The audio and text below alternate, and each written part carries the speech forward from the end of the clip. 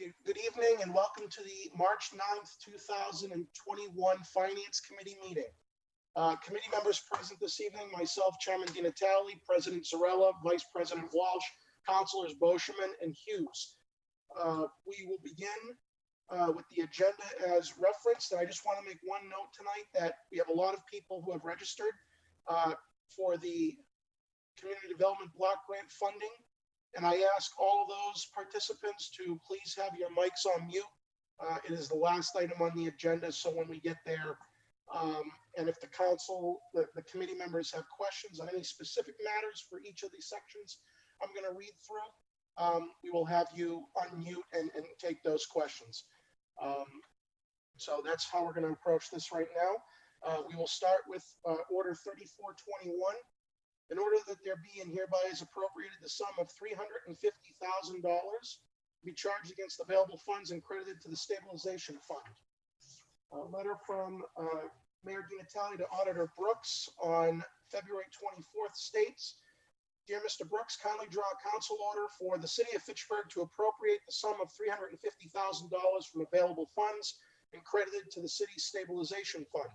This appropriation will increase the balance in the stabilization fund to just over $7.4 million, which is slightly more than 5% of the FY 2021 general fund budget.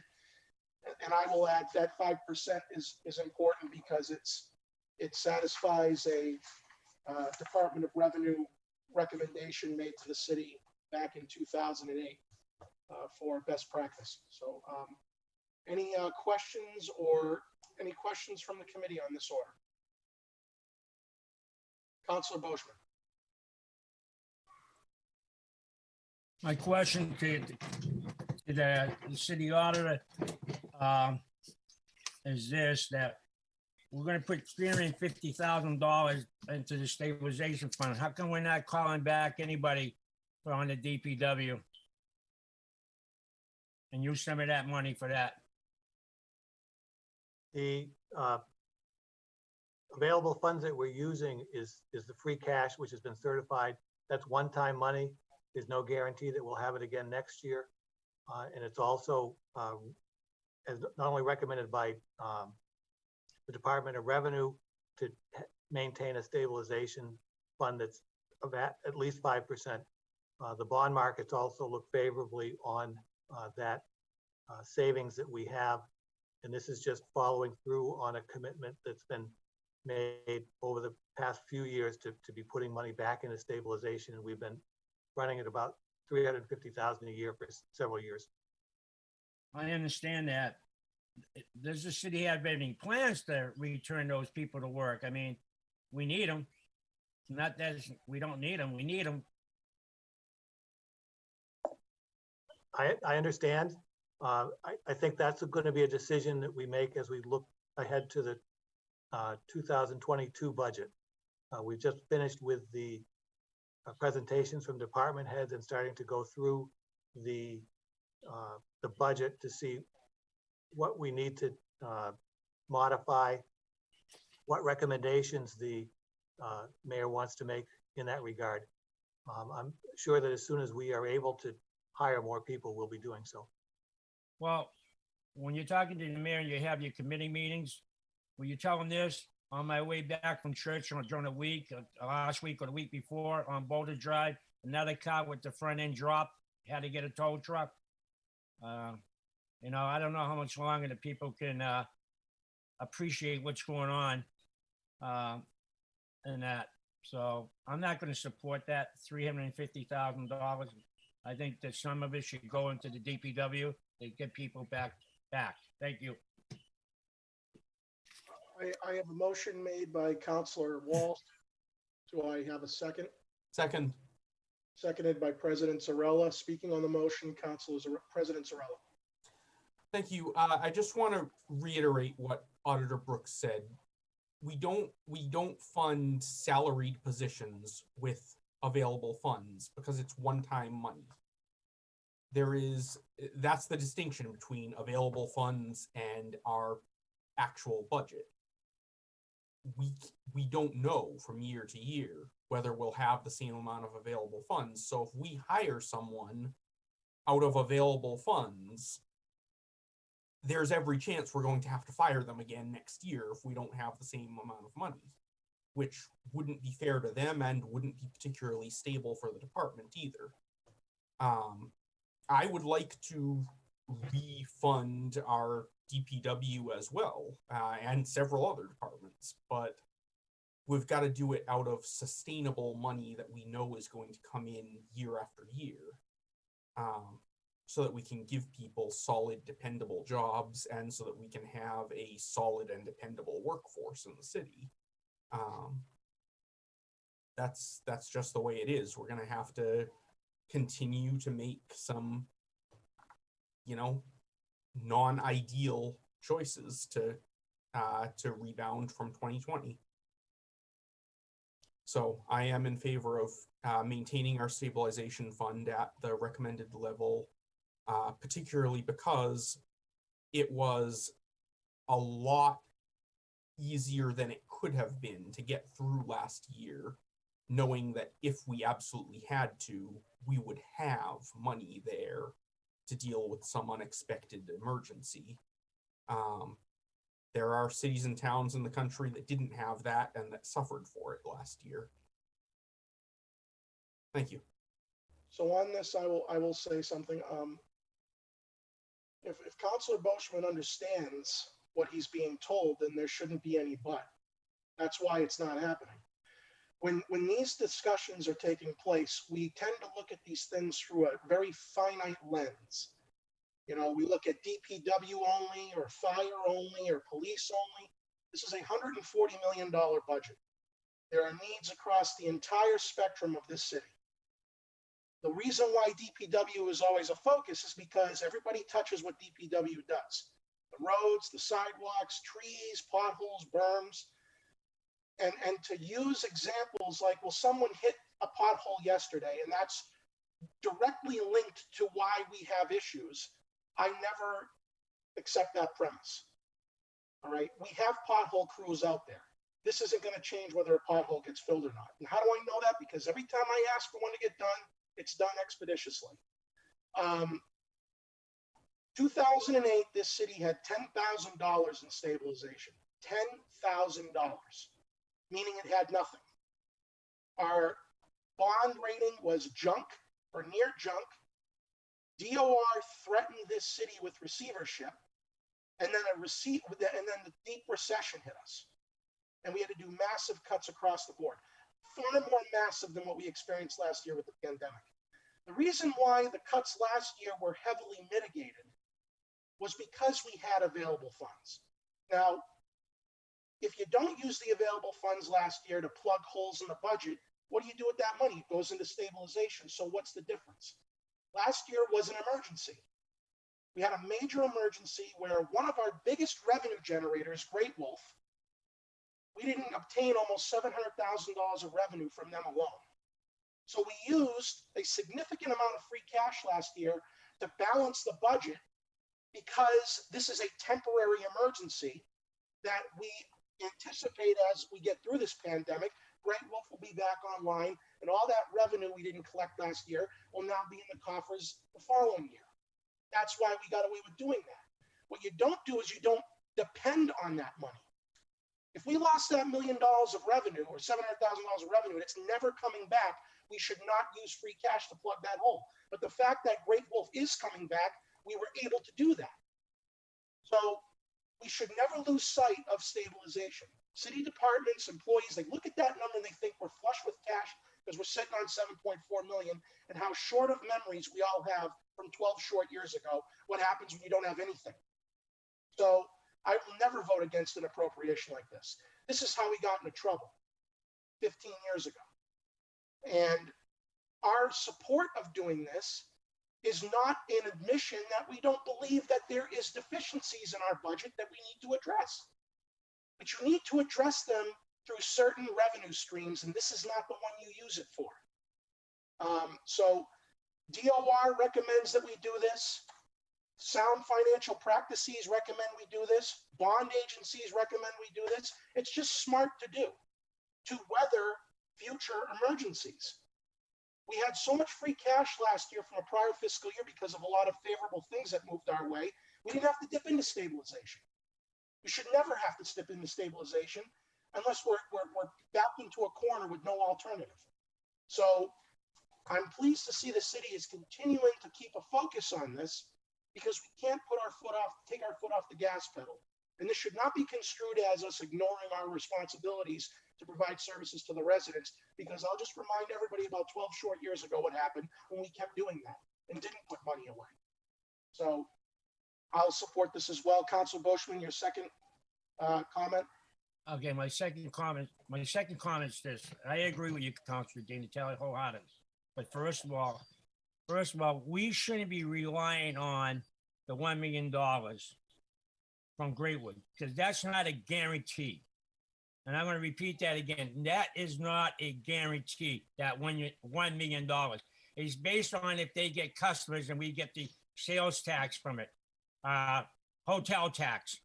So that shouldn't even be considered part of the budget. And why would consider it, I don't. And the other thing I want to say, if I recall right, I don't believe we took any money out of the stabilization fund. I thought we took it out of the balance the budget last year, out of the overlay fund, or this year. And the way I understand it is I watch CNN News and Channel 5 News.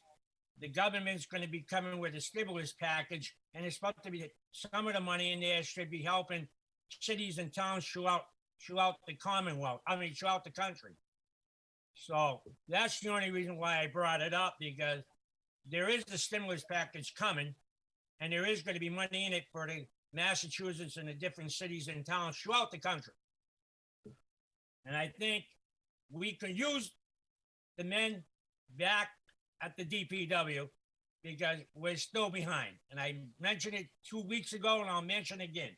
Thank you very much for your time. So just closing on this, the $750,000 in overlay surplus is a free cash account that we have used for decades. I'm not a fan of the practice whatsoever, but when you use it for decades, you're dependent on it. I don't agree with the city doing that decades ago, but they continue to.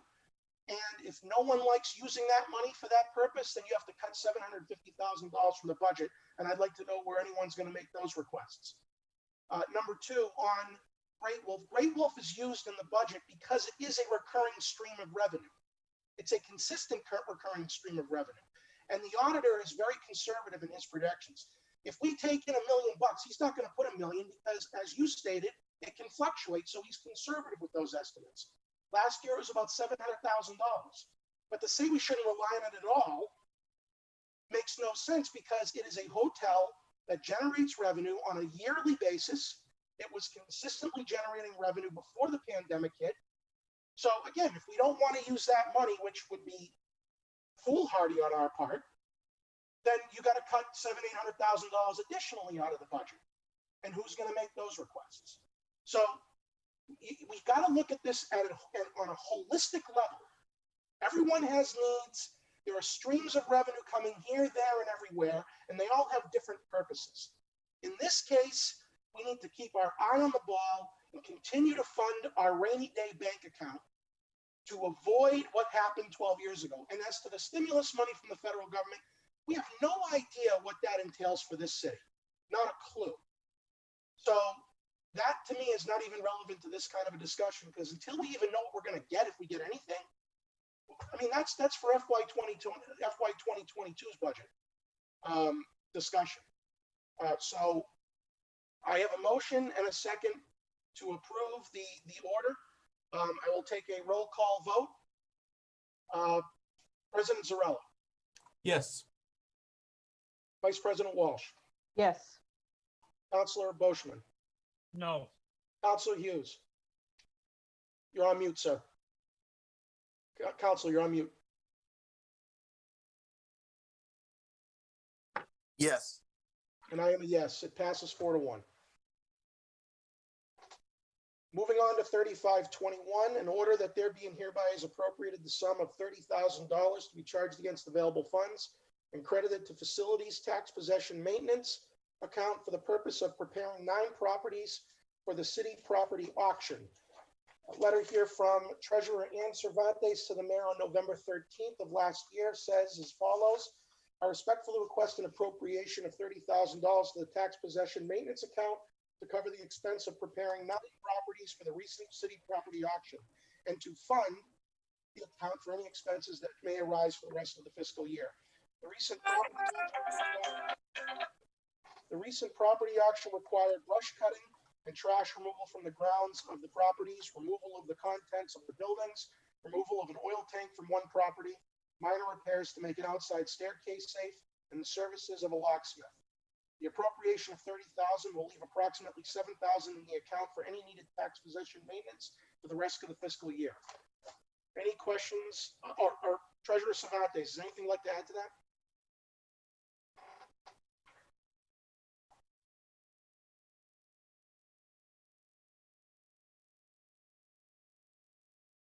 You're on mute, Treasurer. Can you hear me now? I'm sorry. Yep. Yes, the properties at the city auction had been abandoned and just left for many, many years. So it did require quite a bit of work to prepare them for the auction, just to make them look as good as possible to the buyers and to make them safe so that prospective buyers could view the properties. In the end, we sold all 9 properties and realized $760,000 through the sale. So I think it was money well spent. Thank you. That's great news. I have a question from Councilor Boschman. No, that's okay. You answered the question. Thank you very much. Do I have a motion? Motion to Make a approve. motion, we accept. Second. Motion made and seconded. Motion made by Councilor Walsh, seconded by Councilor Hughes to accept the order. Roll call vote, President Zarella. Yes. Vice President Walsh, Yes. Councilor Hughes, Yes. Councilor Boschman. Yes. And I am a yes, it is unanimous. Thank you. Thank you. 3721, in order that there be and hereby is appropriated the sum of $10,000 to be charged against available funds and credited to Human Resources Personal Services overtime. I don't know if is Susan Davis on? I am. For some reason, I don't seem to be able to get the camera functional. That's fine. I don't know why. You have the floor, Ms. Davis. Thank you. So certainly over the last several years, we have seen a significant increase in our workload. One of the reasons that this is due to is we assumed workers' comp in August of 2018. And not only do we cover all of the approximately 330 employees for the city side, we also are responsible for all of the school department as well. So that gives us about 1,270 employees that we handle all the workers' comp cases for.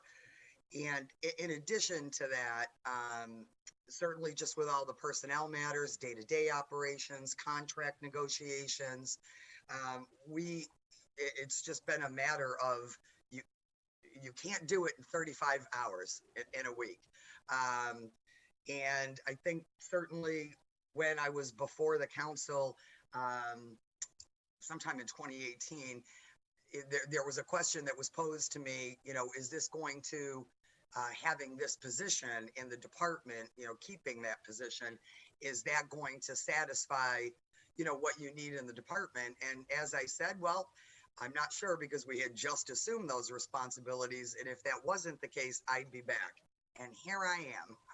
So it's definitely a challenge with myself and the generalist, even just with the two of us to get everything done. So at this point, overtime I would anticipate this to be certainly the norm going forward. And I know for a lot of people, certainly in every industry and market, COVID obviously has been a challenge in terms of personnel, but COVID definitely has increased our workload as well. So even without that, again, I would anticipate that this would be the norm going forward. So I would assume then that in next year's budget, there'll be a line item for this. There is, it is in our budget. Okay, and I want to impress upon people that, here's an example of what I was talking about earlier about needs across the city. You have an HR department who has needs. Now, people can't see or even touch what they do, but there's a ton of work. You know, and the auditor knows this, the mayor knows my position on this, that, I've worked for private sector companies that have a third or a fourth of the number of people and have more HR people than we do because of the litany of issues they got to deal with. Forget COVID. So the fact that we've got two in there is a good start. We've had one in there for decades. So with another person on, they're able to do a lot more. And unfortunately, it takes a lot more time. This is another area of need that the city would love to add bodies to, but we got to look at it holistically in total. So it's, we got to be very prudent with how we add back people or add people onto the payroll. So I want to thank the work that Ms. Davis and her staff person are doing, considering the fact that they have workman's comp matters across not just the city employees, but the school department as well. So that's how many people is that, Ms. Davis? Like 1,600 total? Combined, it's about 1,270, 1,300, and it does, it can certainly swell a bit, with temporary employees. Certainly you pick up another, 50 or so, 40 or 50 over the summer. And and they're involved cases, most of them, because we see that, right from the injury, right through to, if we end up, somebody could be on workers' comp for 2 years. So there's, depending on their medical condition. So it's certainly, it's a lot more time than we kind of thought it was going to be, but we've been able to make some great strides in streamlining a lot of that process. Thank you. I have Councilor Boschman wants to speak. Yeah. Who used to do the workman's comp job before? It was under the treasurer's office in payroll and benefits. So it was Corrine Little, before she retired. Right. Yep. And why did it come out of there? I think that it's an HR function. It's not necessarily a payroll and benefits function. It just made more sense strategically to put that under HR. Well, I don't know about that. The only reason why, if that department didn't get overtime and they were handling all the work that they had to do with the same number of employees, now all of a sudden, and there were only 2 people in that department, and now you're telling me we're going to expect to have overtime all the time in the HR? Yes, but again, it's not just due to workers' comp. This has been an ongoing, keeping in mind that HR touches every department in the city, not just one, but every department. So if there are personnel matters or anything that comes up, with hiring or anything like that, certainly with the exception of the police and fire, HR handles that. So it's every facet of an employee-employer relationship that HR is involved in. So it's not just workers' comp that is contributing to that. Keeping in mind as well, as Councilor DiNatale mentioned, there was one person in that department for 12 years. There were 2, but the person that was in this function, in a generalist type of function, was moved to the payroll department. So when you have one person in an HR department, there is no chance that everything is going to be done. And I applaud my predecessor's efforts and the work that he did, because one person can't possibly get everything done. It's a struggle for 2, and we can't get everything done. So again, it's not just from workers' comp. I'm not asking for people to work.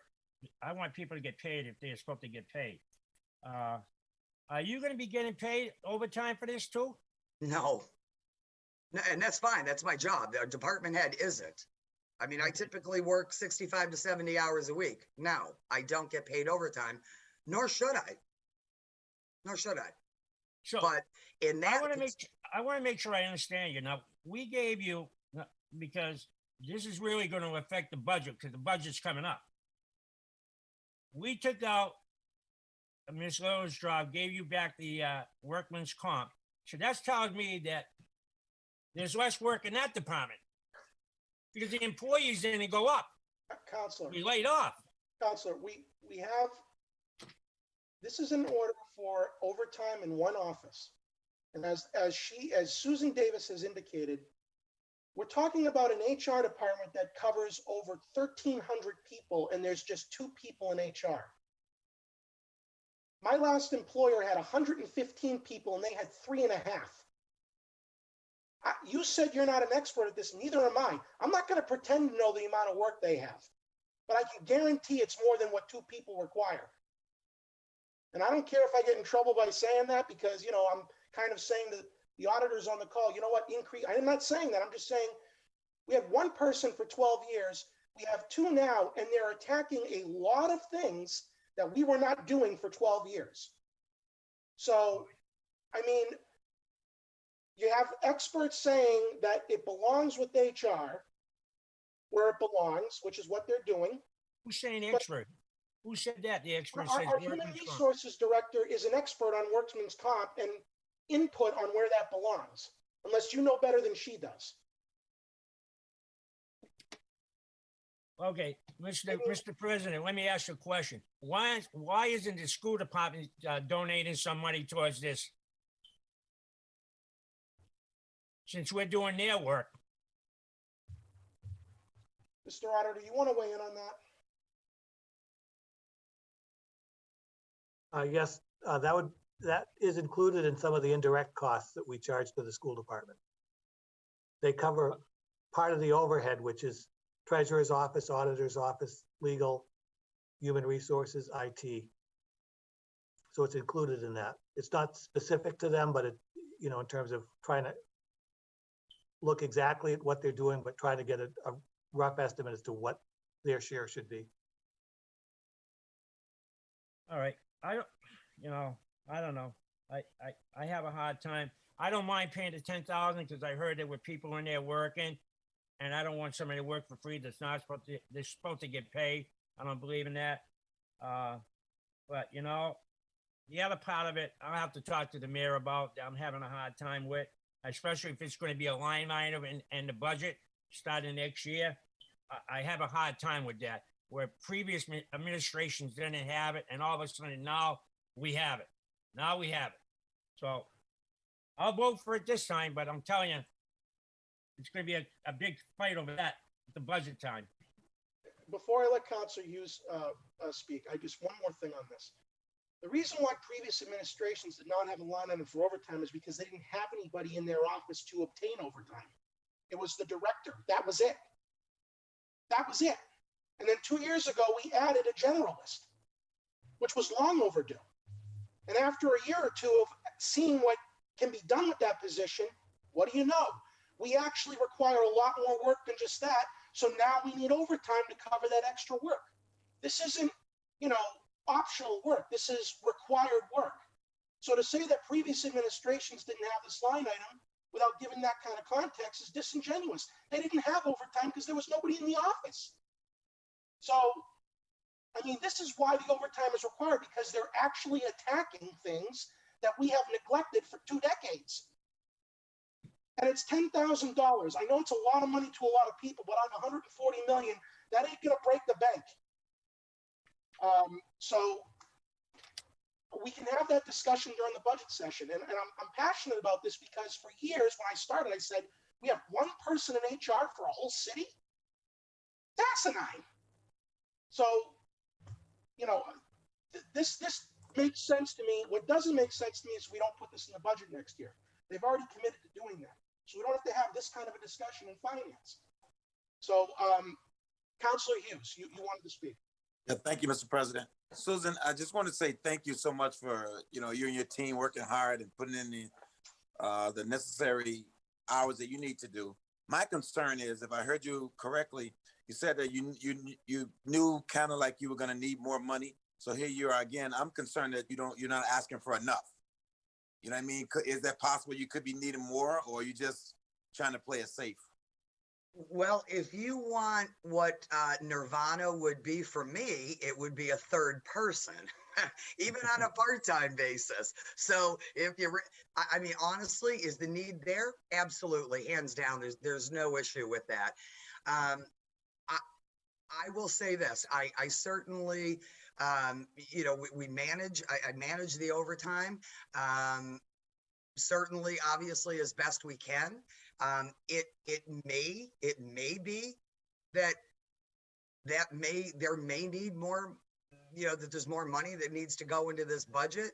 However, I recognize that there are other departments that do need additional staff. So, because certainly even with the overtime, yes, people absolutely need to be paid for what they work.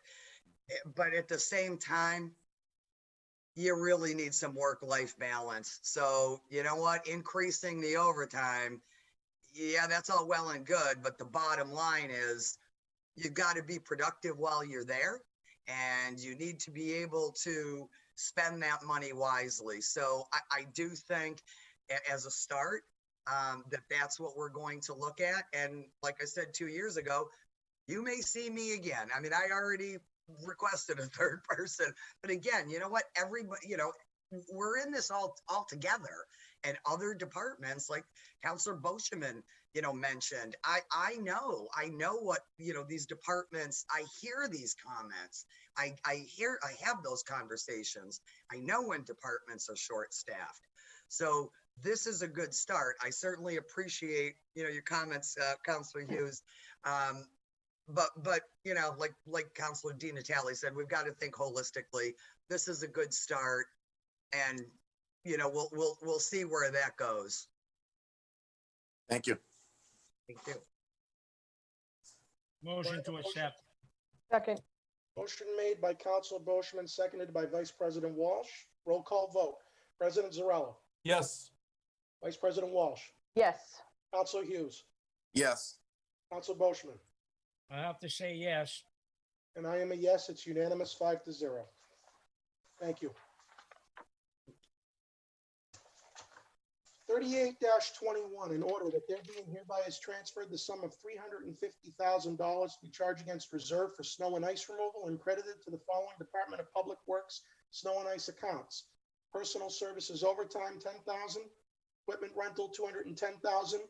Plows and blades, $20,000. And salt, $110,000. Letter here from Commissioner Bossinetto to the mayor on February 23rd. The DPW respectfully requests that $350,000 be transferred from available funds to the DPW snow and ice budget.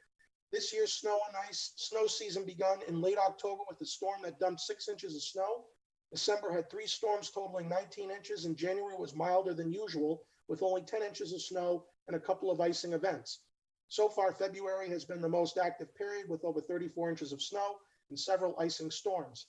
As of February 19th, 2021, we will have already received 69 inches of snow, 96% of our average annual snowfall, and have expended $712,408, or 67% of our yearly average, from the reserved snow and ice funding of $1 million. The additional $350,000 in requested funding should be allocated to the following snow and ice accounts that I've already read. This request will increase the total snow and ice budget for FY21 from the original budget of $550,000 to $900,000. In an average winter, our final snow and ice budget is about $1 million. So it would be not surprising if another appropriation request is required at the end of winter. And I have the commissioner online if he'd like to add any comments to that. Yes, thank you, Counselor. Yeah, so we're doing pretty well with the money, with the funds for snow removal. Up to date, we're about 106% of our snow totals for the year. and our budget is about 80% of our annual budget. The salt shed is full. We have about $80,000 worth of salt in the shed, and we also have about $20,000 of sand and salt mixture. So that's going to help us start next year with a lot of materials on hand. So I think we're doing pretty well at DPW. We're pretty happy how the winter operations have gone. And I think this $350,000 will get us through the rest of March. It's warming up. It's going to be 60 degrees. So we shouldn't have too much problems here on end. Thank you very much. Thank you. Any questions from the committee?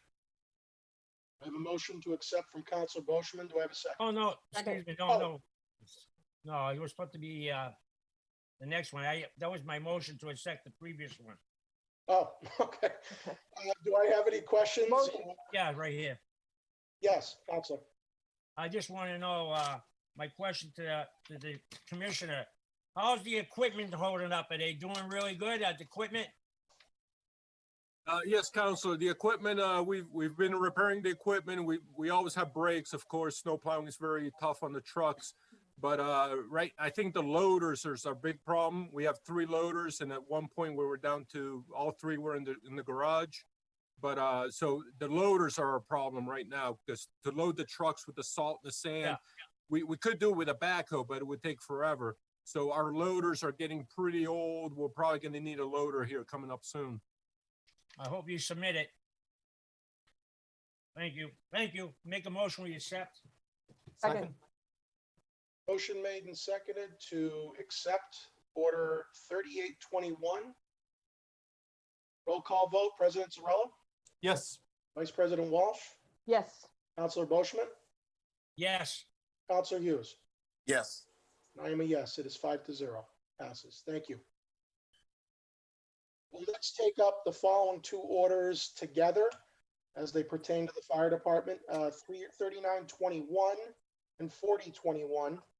3921 is for $6,380 for a SAFE grant from the Massachusetts Executive Office of Public Safety and Security for the purpose of said grant, which is to continue to teach fire safety to children in elementary schools. And 4021 is a SAFE grant for $2,880 from the state for the purpose of said grant, which is to educate seniors in the community regarding fire and life safety topics. And a letter from Chief Marama to the mayor on February 12th states as follows. I'm requesting the city accepts the grants from Governor Baker and the Massachusetts Department of Fire Service in the amounts of $6,380 for SAFE and $2,880 for Senior SAFE. These grants will allow us to educate the students and seniors in our community regarding fire and life safety topics. Chief Marama, is there anything like to add to that? Thank you, Counselor. I'd just like to thank Lieutenant Phil Jordan, firefighter Matthew Fraticelli, and firefighter Nick Landry. They pretty much head up our SAFE and Senior SAFE programs. Obviously, we put this money to good use every year. A little bit of a wrinkle this year with COVID, obviously not being able to get into schools as much as we'd like, but they were able to find a few programs to put some of that funding to good use. Lately, we've really focused on the Senior SAFE program, especially with our high rises within the city with the senior living and some of the threats that those seniors face. So it's a really good program. It's a reoccurring grant for us, and it gets us in the schools. It gets us to these seniors, and it gives us the ability to spread some information and get some much needed fire safety prevention out there to those groups. They're very both groups are, we want to teach them young, and then with the seniors, they're very vulnerable as well potentially to these issues. So 2 very good grants, and we look forward to putting them to good use if we're fortunate enough to have them accepted tonight. Thank you. Do I have any questions or comments from the committee? I make a motion, we accept. Second. Motion has been made and seconded to accept. Roll call vote, President Zarella, Yes. Vice President Walsh, Yes. Councilor Hughes, Yes. Councilor Boschman, Yes. and I am a yes. Both orders pass unanimously. Thank you. Last item on the agenda is CDBG Community Development Block Grant funding from the federal government for year 47. This is a communication from the mayor. And pardon me while I go through my list here. So I have a letter here from the mayor to President Zarella dated February 24th on this. And it states as follows. In consideration of the recommendation of the planning board and comments by various citizens regarding the year 47 CDBG, I hereby submit to the city council the following year 47 CDBG application for your review.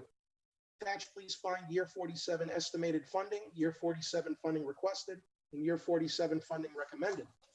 The year 47 consolidated plan must be submitted to the Department of Housing and Urban Development no later than May 15th of 2021 to ensure funds will be available by July 1st, 2021. In order to meet the submission deadline for year 47 CDBG program, comments must be received by the City Council's March 16th, 2021 meeting. And we have here funding requested. There were 21 requests in total, totaling $1,268,784. Funding recommended, which were 20 projects. Year 47 funding recommended is $1,112,414.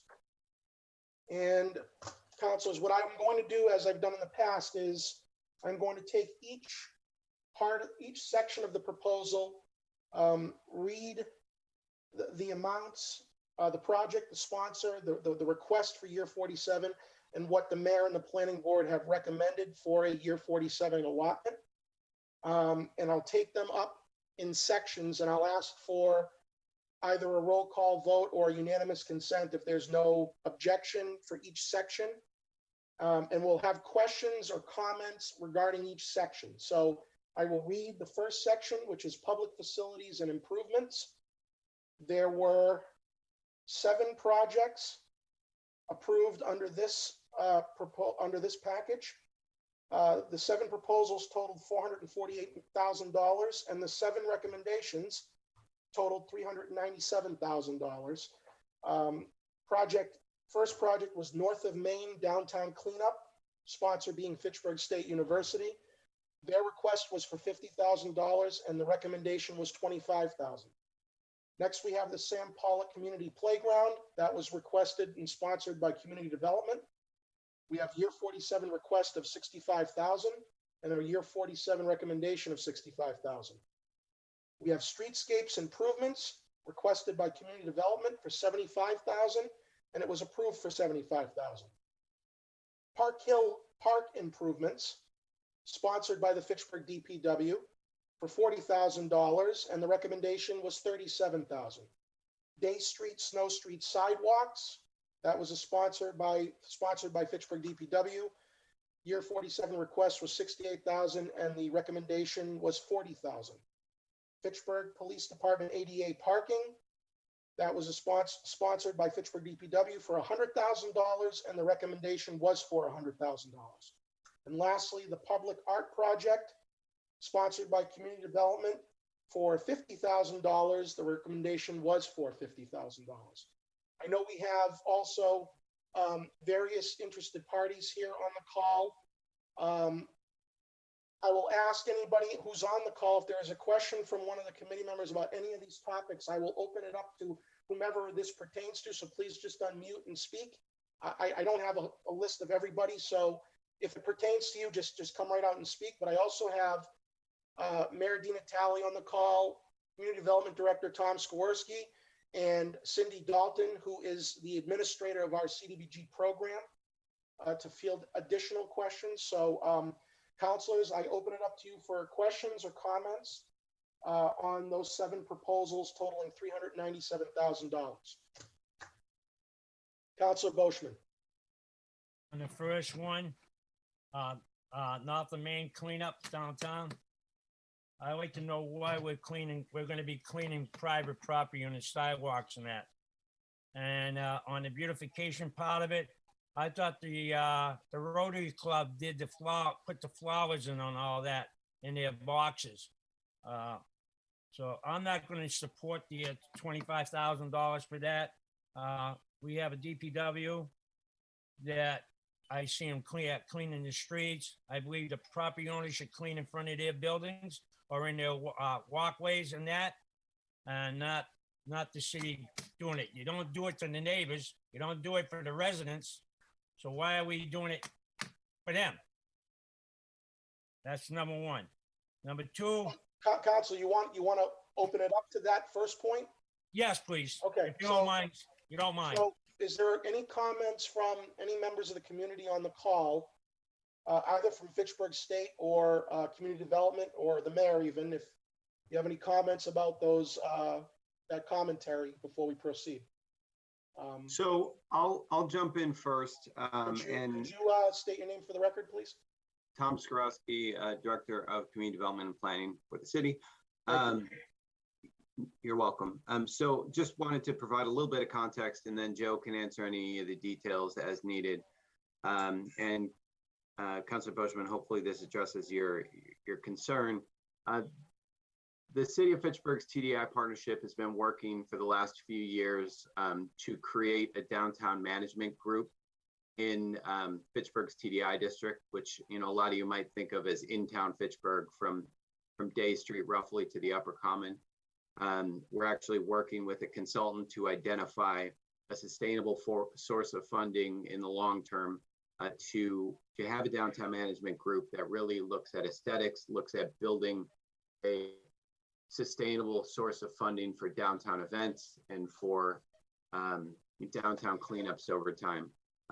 This was, really an effort to pilot what that might look like in the future. As you may have seen, a number of downtowns throughout the Commonwealth have, whether it's a business improvement district or some functional equivalent, where, some extra energy and attention is given to the downtown area.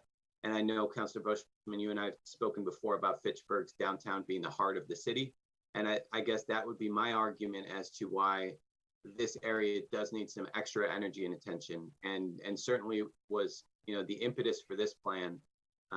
It's been a concern that's been brought up in our NICE committee in terms of the cleanliness of Main Street. It's a concern that has been brought up with our urban renewal planning activities with Megan Donahue from the Redevelopment Authority, and certainly a concern brought forth by the TDI partnership. So again, I think the DPW team and the Rotary Club, they do an excellent job with, base level maintenance. This is really going above and beyond to give that extra touch of energy and attention to Main Street and to our TDI district, because it, I would argue it is a little bit different in that regard. Counselor, you have any other, or actually, Mr. Mayor, would Mr. you like Chair. to speak? Yes, Mayor, May I? Thank you. proceed. Yep. As Tom mentioned, this has always been a challenge every summer, is to beautify the downtown to my satisfaction. It's always been a challenge. And my only regret with this request for 30,000 is that we couldn't give them the 50 that they originally asked for, because I believe we need to privatize some of that work if you want to get it done in a timely fashion and get it done to where it's going to look the way it should look. And I'm talking about bringing someone in that's going to do plantings, that's going to, those plantings are going to go from the spring all the way through the summer and the fall. Because that's what is going to make our downtown, particularly, more importantly, we've got a brand new city hall, a legislative building, the Idea Lab across the street. So this coming week, I'm going to be asking Joe Ferguson, Cindy Dalton out of Tom's office, and Tom himself, let's get together and figure out how we're going to make those islands truly beautiful and maintained throughout the summer. And I'm hoping some of these funds will go toward doing that. But this is what we want to put our best foot forward. Main Street is looking great. We need to make it look even better. And that's what this is going to do. Thank you. Council, Go before ahead, you can I- proceed, let me just ask if anyone else has a comment on Councilor Boschman's statements on the North of Main downtown cleanup item. Okay, Councilor, you still have the floor. Okay, still have the floor. I have, don't get me, when I talk about this, I just have a hard time with the fact of the matter that we spent $3.5 million on a street that brings you right downtown. It's called River Street. We did We did a lot of beautifications down there. We even put big pots. Remember the big pots, the big brown pots, right in front of businesses, and they couldn't even put flowers in it or pull the weeds out. They couldn't even do that. We got flowers on the sidewalk. They did a beautiful job. I'm not criticizing the job, but the different property owners can't maintain what we put in, and we get nothing by growing weeds and everything else on River Street at a $3.5 million cost, bringing you right to the heart of downtown Fitchburg. So if you tell me on this $25,000, Mayor, that you'll have these people go up River Street too, I'll keep my mouth shut. And I'll pass it. 30,000, Counselor, 30,000. No, it's 25. 25. Am I looking at an old one or what? Probably I it's, guess we adjusted that. All right. Yeah, I it's stand 25. corrected. We, Yeah. and just for the record, we had to get, Yeah. we had an updated entitlement amount come through from HUD, and I think that was where that, Okay. the differing numbers are looking at, All but, Counselor, that's the point. We need to have someone focused solely on those plantings, keeping them watered. That's always a challenge as well, keeping them watered. When the weather gets really hot, some of those things are dying. They needed to be weeded. You need to dedicate a couple of people just to do that if you're going to do it seriously and effectively. That's what the discussion's going to be. All right? I'll pick you up, Paul. We'll take a ride down in August and we'll see how beautiful everything is. And then you'll apologize profusely to me. Thank you. Don't try to make me smile. But if you tell me tonight, and Tom S. tells me tonight, that yes, we'll maintain River Street too. All right, Yeah. I got no Okay. problem. We'll do that. Joe Ferguson's going to be he's going to go and weed and feed while we're, all throughout the summer. He and I. so I'll there, put on there my are some, planting boots. Yep. And there's I'll some bring sort you of with me, special, Paul. All right. All right, good. so, on this subject still, Counselor Hughes, you wanted to say something? Yes, thank you, Mr. President. My concern is, I want to make sure that, just like everyone else, that downtown is a high priority. You know what I mean? When you come across that bridge, either going onto Main Street, looking at it now is disgusting. So we really, really need to focus on that and get that clean, keep it clean, as the mayor said, because that's the part that we're building up, just like everything else. And we want to make sure we put our best foot forward with that. My concern is, again, that we're not giving enough. We want to do this, but, if you put enough people out there, that $25,000 is going to run out very quick, to maintain that throughout the summer. So, my concern is that we'll run out of money too fast, and all of a sudden, for the last 8 weeks, now it goes to the dump because DPW doesn't have time to do it, or the Parks Department doesn't have time to do it. So my concern is there's not enough to make sure that we get this done and keep it up and do it right. Thank you, Mr. President. and Yeah, I if I could just connect those two items together, Yes. because I think Councilor Hughes is absolutely right. And Councilor Boschman too, about the property owner responsibility. When we talk about sustainability in the long term, a lot of the downtown districts throughout the Commonwealth actually have a what's called a business improvement district, where the property owners do pay in a little bit, and then that they're invested in the program. I think that's something we'd like to see for sustainability in the long term. But I think we all could agree that an additional tax placed on Main Street property owners right now isn't appropriate. But that's certainly part of our sustainability plan in the long term, and something we're working towards, because we need more resources downtown out west. But thank you both.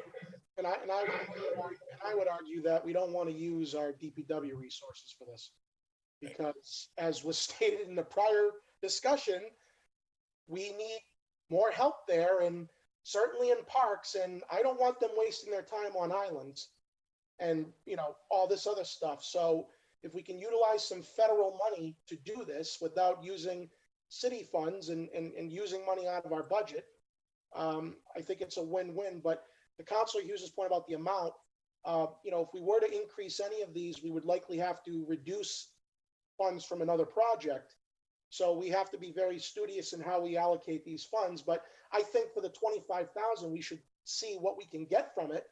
And if in fact we need more for the next round, we'll have a good benchmark to base that assessment on. So let's see what we can get accomplished for the 25 and assess it at that point is my take on it. So I don't see anybody else wishing to speak on North of Main downtown cleanup.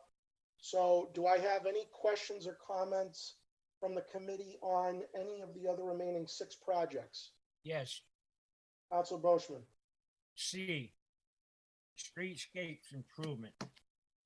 Yes. As I read the book that Tom S. gave me, the CBG book, it's right here. I'm going to repeat my statement again on this one here, on the streetscapes, especially on the Main Street Boulder Drive area. I believe I'm all in favor of Main Street being 2 ways, and I'm all in favor of going 100% ahead. But I believe that Boulder Drive we should really take a second look and see what Main Street is going to bring us before we do anything. I remember when we brought Main Street to a one lane street. What a bicycle path. That there was hardly no cars after the people got used to it going up Main Street whatsoever. None whatsoever, and I can verify that because I drove up Main Street one day and I stopped in the middle of the road for 15 minutes before another car came on a busy day. So everybody wants to have businesses come in, and you want more restaurants in the downtown area. I keep on, and Tom S. and I, Tom, I talked about what I read online about possession in malls where people can hang out. I believe, and I still maintain, that we should really take our time with Boulder Drive, focus on Main Street. Let's see what comes in on Main Street, and maybe, just maybe, you may say, oh yeah, we got to block off part of Boulder Drive so people can sit down there and eat, get the restaurants on that side of the street and bring the food out the back door and enjoy the park and everything else that goes along there. So on this one here, I'm going to be quite frank with you. I won't support C. Only on Main Street that I will support the 2-way Main Street and the work being done. But Boulder Drive, I have a very, very hard time with Boulder Drive. And I think we're rushing too fast on Boulder Drive because we haven't given Main Street a try, only that one time. And we don't know what the traffic is going to be like. You don't have any clue. We only had that first couple of weeks, and that was it. Other than that, it was dead. Because I said to my wife, how is a guy going to make it when there's no traffic, no cars going by whatsoever? So that's how I feel. So that one there I won't support because you got Boulder Drive in it. I think we should slow down on Boulder Drive.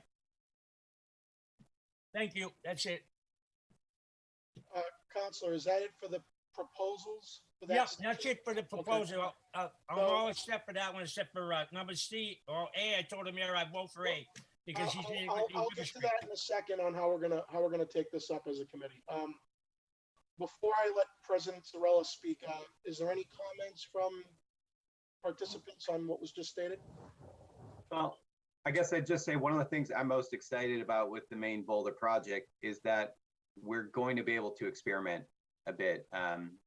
Currently we couldn't really close off Boulder Drive or Main Street temporarily because it creates the log jams that you all have seen when we do Civic Days. Now both roads being 2-way, we'll have, ways in east and west in and out of downtown in 2 different main thoroughfares. And this will allow us to experiment with closing off Boulder Drive for events and Main Street for that matter as well. And I think in the short term, that will let us test this theory out. And I think it's an intriguing concept. And Councilor, you and I have talked a lot about our ultimate goal of connecting Main Street with the river. And Boulder Drive is going to play a really important role in that. And I see this as the first step, not the last step in efforts to do that. So I appreciate the comment. I think we kind of need, right now they're inextricably linked and we need to make sure that both are happening in tandem. But this will give us flexibility and options in the future, and that's a good thing. President Zarella. Yeah, I just wanted to comment briefly on that point. I know this is a topic that has come up every time we've talked about the Main Street and Boulder Drive project. And honestly, it's not that I think it's a bad idea to consider the possibility of closing off Boulder Drive, but that's what we need to do. As Mr. Skrowski just said, we need to be in a position to consider that possibility first. But to get to that point, we first have to do the full project as outlined by, quite frankly, the subject matter experts, the engineers and designers that have put together our draft plans and so forth. I don't have that expertise. I don't think anyone on the council has that expertise.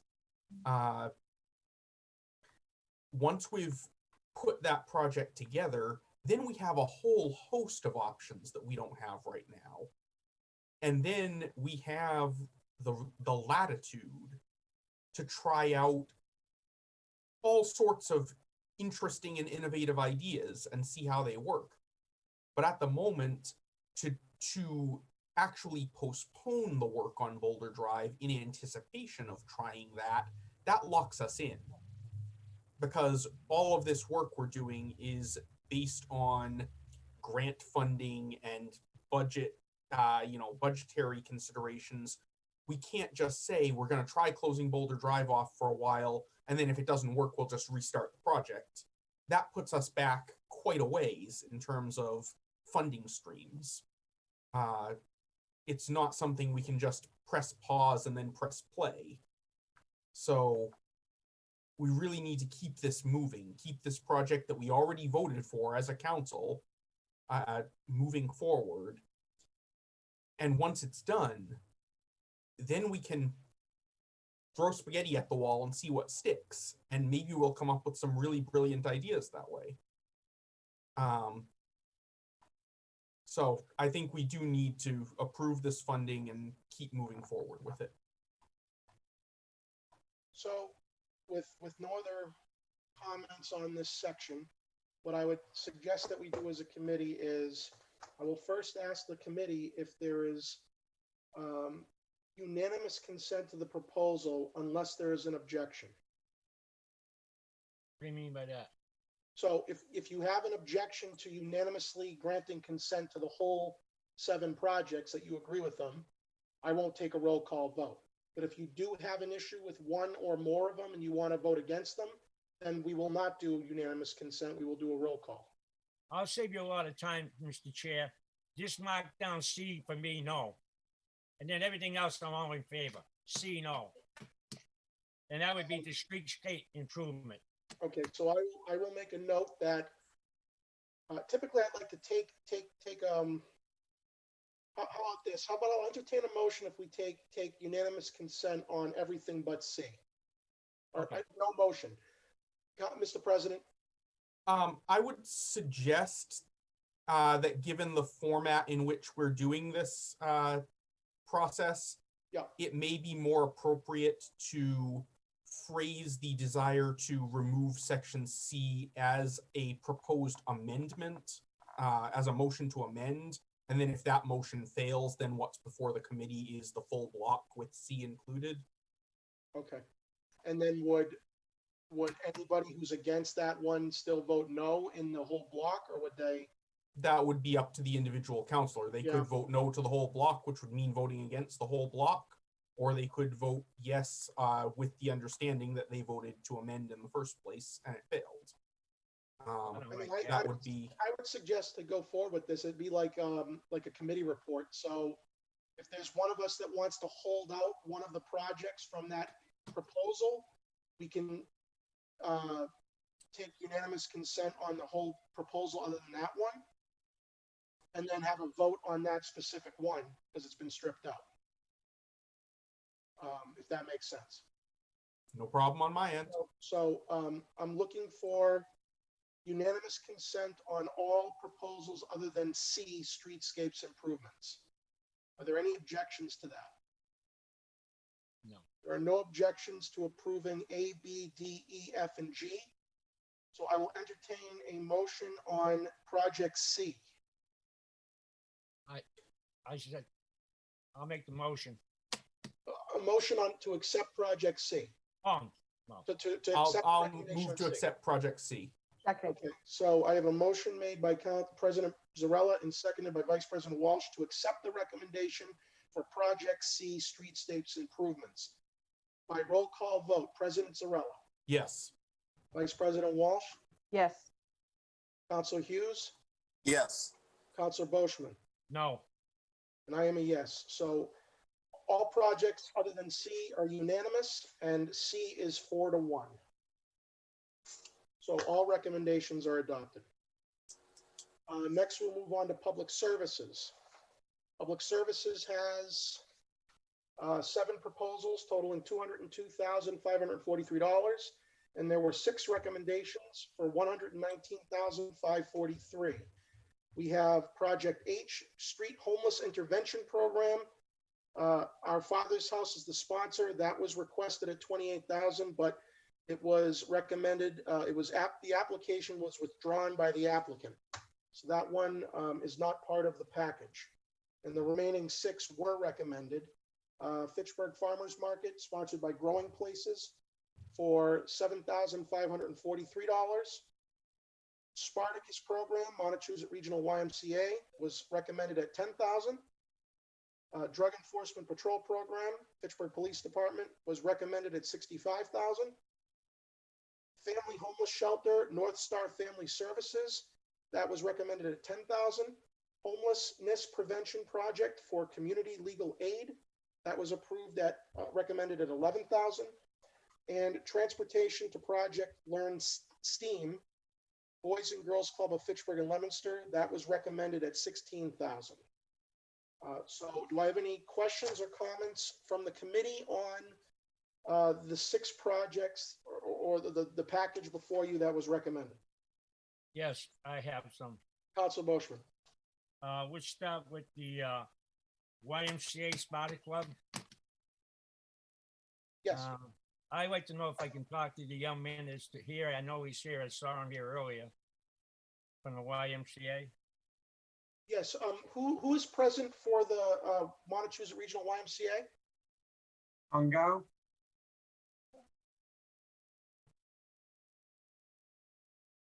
He should be on the second page there. Oh, I see him. Hello, everyone. Hi, how you doing? Hello, everyone. All right, how are you? Counselor, please proceed. I read your report in the book again. I'm not going to go like I did and sound off like last year, but I wish you would change some of your things that when you're talking about the school system, which some of them are not true, but I think you guys are doing a real good job. But my question to you is, do you have any kind of success stories to tell us if your program is working? Yes. We have a lot of students that graduated from the program and are working for us, and also some of them are already in college, and we have one that's in the military. So we do have, success stories. If you want us to send you something in writing, we would love to do that. I meant to go down and see you, but with this virus, I'll be honest with you, I'm very much afraid. So I haven't gone too much to anybody. But I wish you would send me something, because I did call off some other paper, and I appreciate it. I'm not going to give you a hard time about it. I'm going to accept it. I really think that we should be giving more to these kind of programs, and I'm not afraid to say it. I think we should start changing the way we look at things. I always said it. The ages from 13 to 18, there's not too much to do in the city of Fitchburg. And I'll repeat my statement. An idle mind is a trouble mind. And that's it. Thank you. Okay. Thank you. Thank you. So do I have any other, since we brought up YMCA, is there any other committee members have any questions on the YMCA Spartacus program? Seeing none, any comments or questions on any of the other items on this? Yes. Councilor Boishman. K. That would be the Drug Enforcement Patrol Program. Probably, I don't think the chief is gonna like me too much. I was reading the Boston Globe. I didn't read it all. The Boston Globe, a couple of weeks ago, had a big article on the front page of the paper. And one of the senators, I believe, or representatives want to change the law. They told us, they're saying that this program, not this program, but the enforcement of the drug problem is not working. And they like to see try a kind of new programs where they want to start legalizing things because they said it would be cheaper. That they feel that we're wasting a lot of money on a problem that we can't beat. So, and I told you last year, and I feel this wholeheartedly, I think more resources should come out of there and go to other places where I think it could be more beneficial for the youth of the city, and these places can help keep the kids off of drugs and that. So that's how I feel on that one. Well, I respect your opinion, but I couldn't disagree with you more so than what you just stated. You know, we've taken a multifaceted approach towards drug addiction here in the city.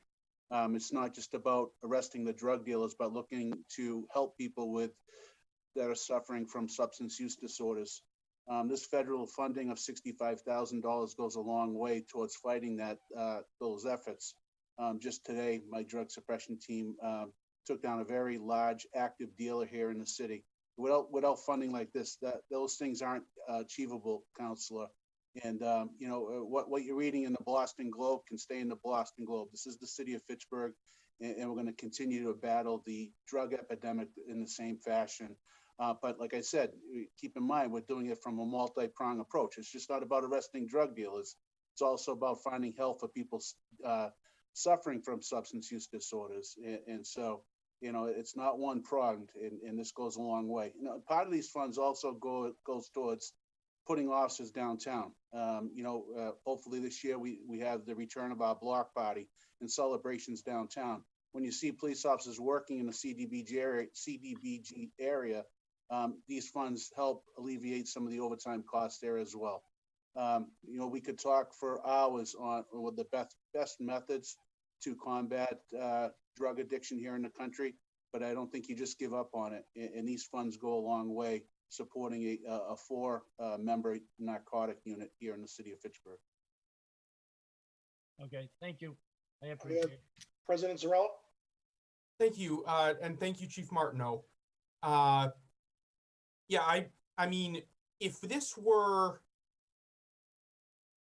a program that was primarily targeted at finding and arresting users, that would probably not be worth this money. But it says right in the grant information that it's aimed at mid to high level dealers.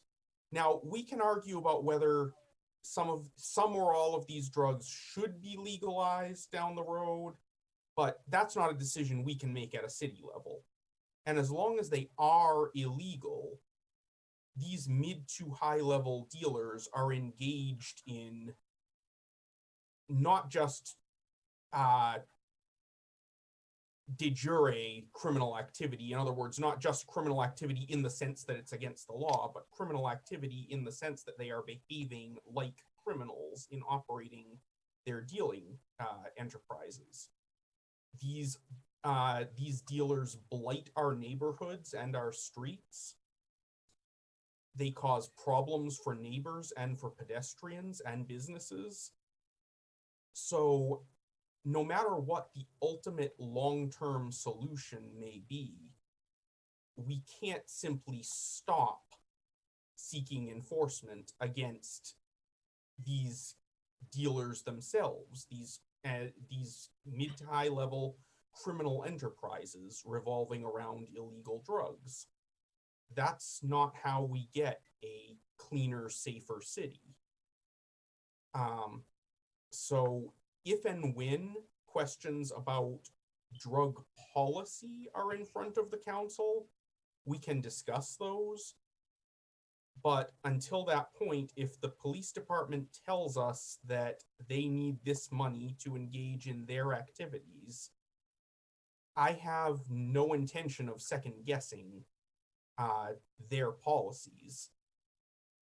I have never been a police officer. I have never engaged in a drug investigation. I've never even engaged in a legal case involving drug prosecutions. I don't have that expertise. They do, and they do a very good job doing what they do. And so if this is the money they need, then I think we should give it to them.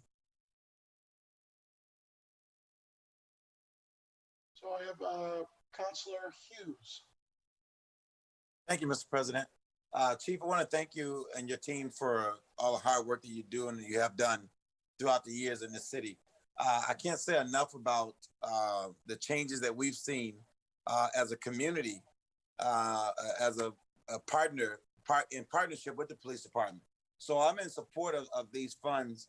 I just have one question, Chief. Do you guys work with the drug court in terms of maybe rehabilitation opportunities for some of these low-level offenders? We do. That's a great question, Counselor. Prior to the pandemic, City of Fitchburg was extremely close in obtaining a local drug court right here in the city of Fitchburg.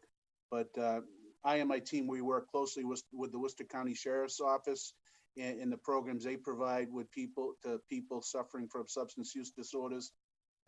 There's nothing worse than seeing someone that's really suffering from an addiction. And the one way to eliminate the addiction is basically cutting the head off the snake and going after these mid and high level dealers. And that's exactly what my team does each and every day. And if Councilor Boschman has a problem with that, so be it. So I stand behind my team. These funds are well used. And thank you for bringing that up, Councilor Hughes. Thank you, Chief. I have Vice President Walsh. Thank you, Mr. Chair.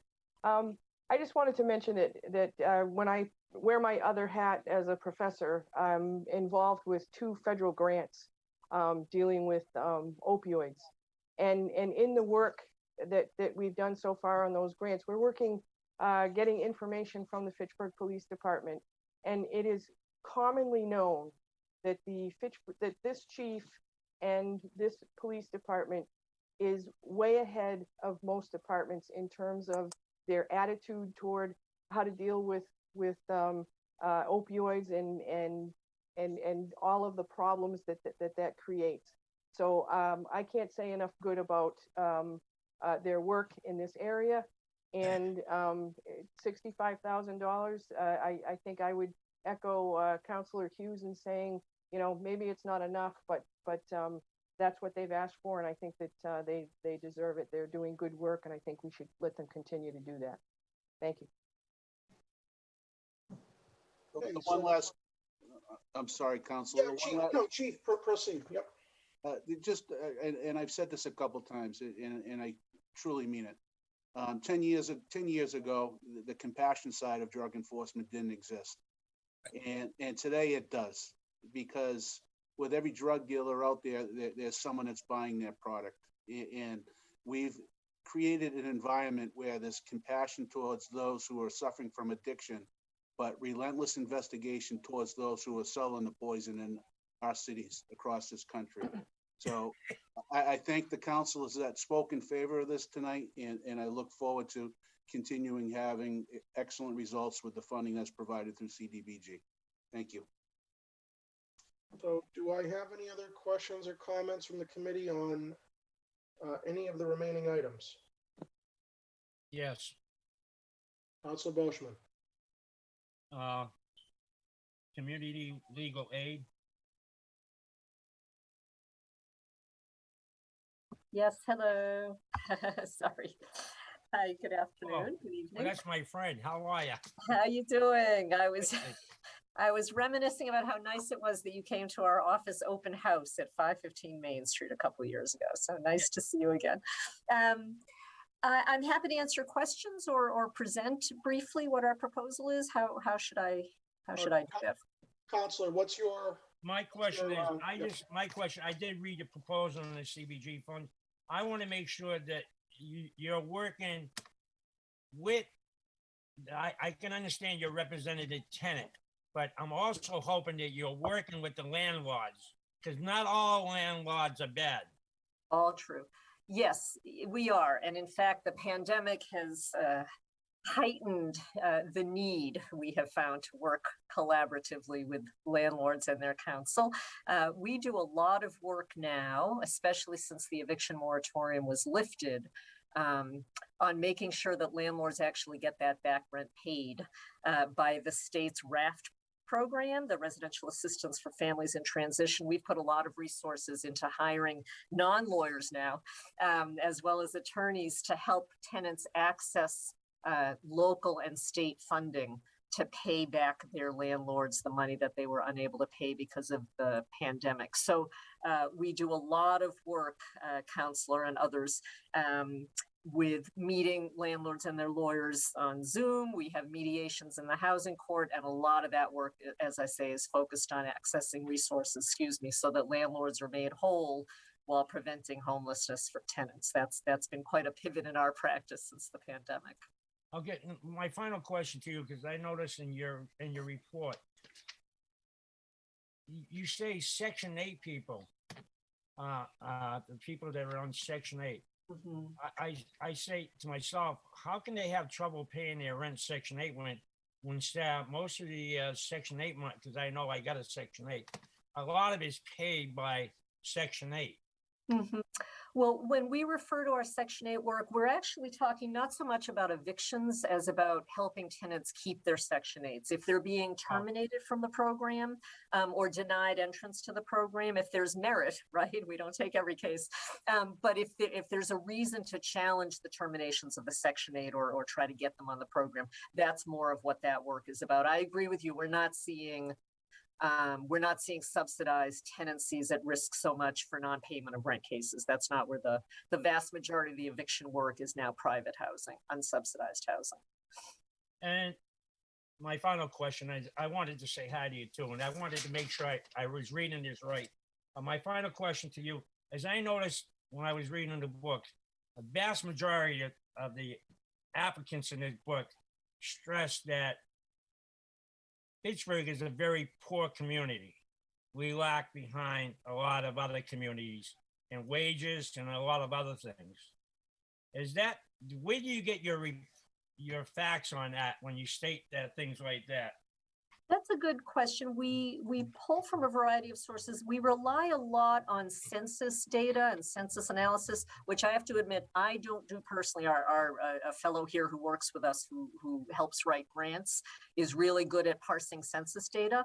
I can dig into that a little more deeply with him if you want specific sources, but we do, sometimes it's local media, kind of articles in local newspapers, but really the groundwork of a lot of our grant writing is census data analysis. All right. I want to say thank you for all the work you do. Thank even you. Though I'm a landlord. No, as long as you remember the landlords too, because we're not all bad. We do. We're trying to get you your money. All right. Thank you. Thank you. I appreciate that. Thank you. Is there any other questions or comments on anything else in the packet, in the proposal section? Yes, Mr. Pratt, Chair.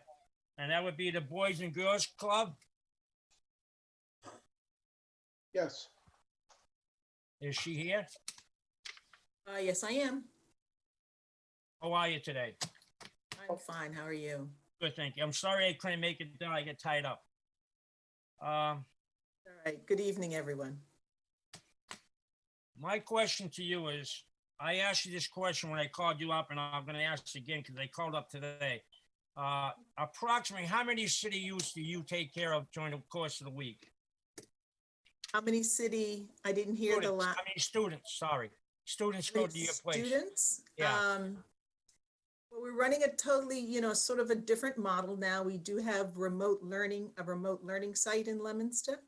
Right. So we do open at 6:45 in the morning and close at 7 at night with some children that are there all day. But we also have our after school program as well. And presently we have about, with the limited space and after school,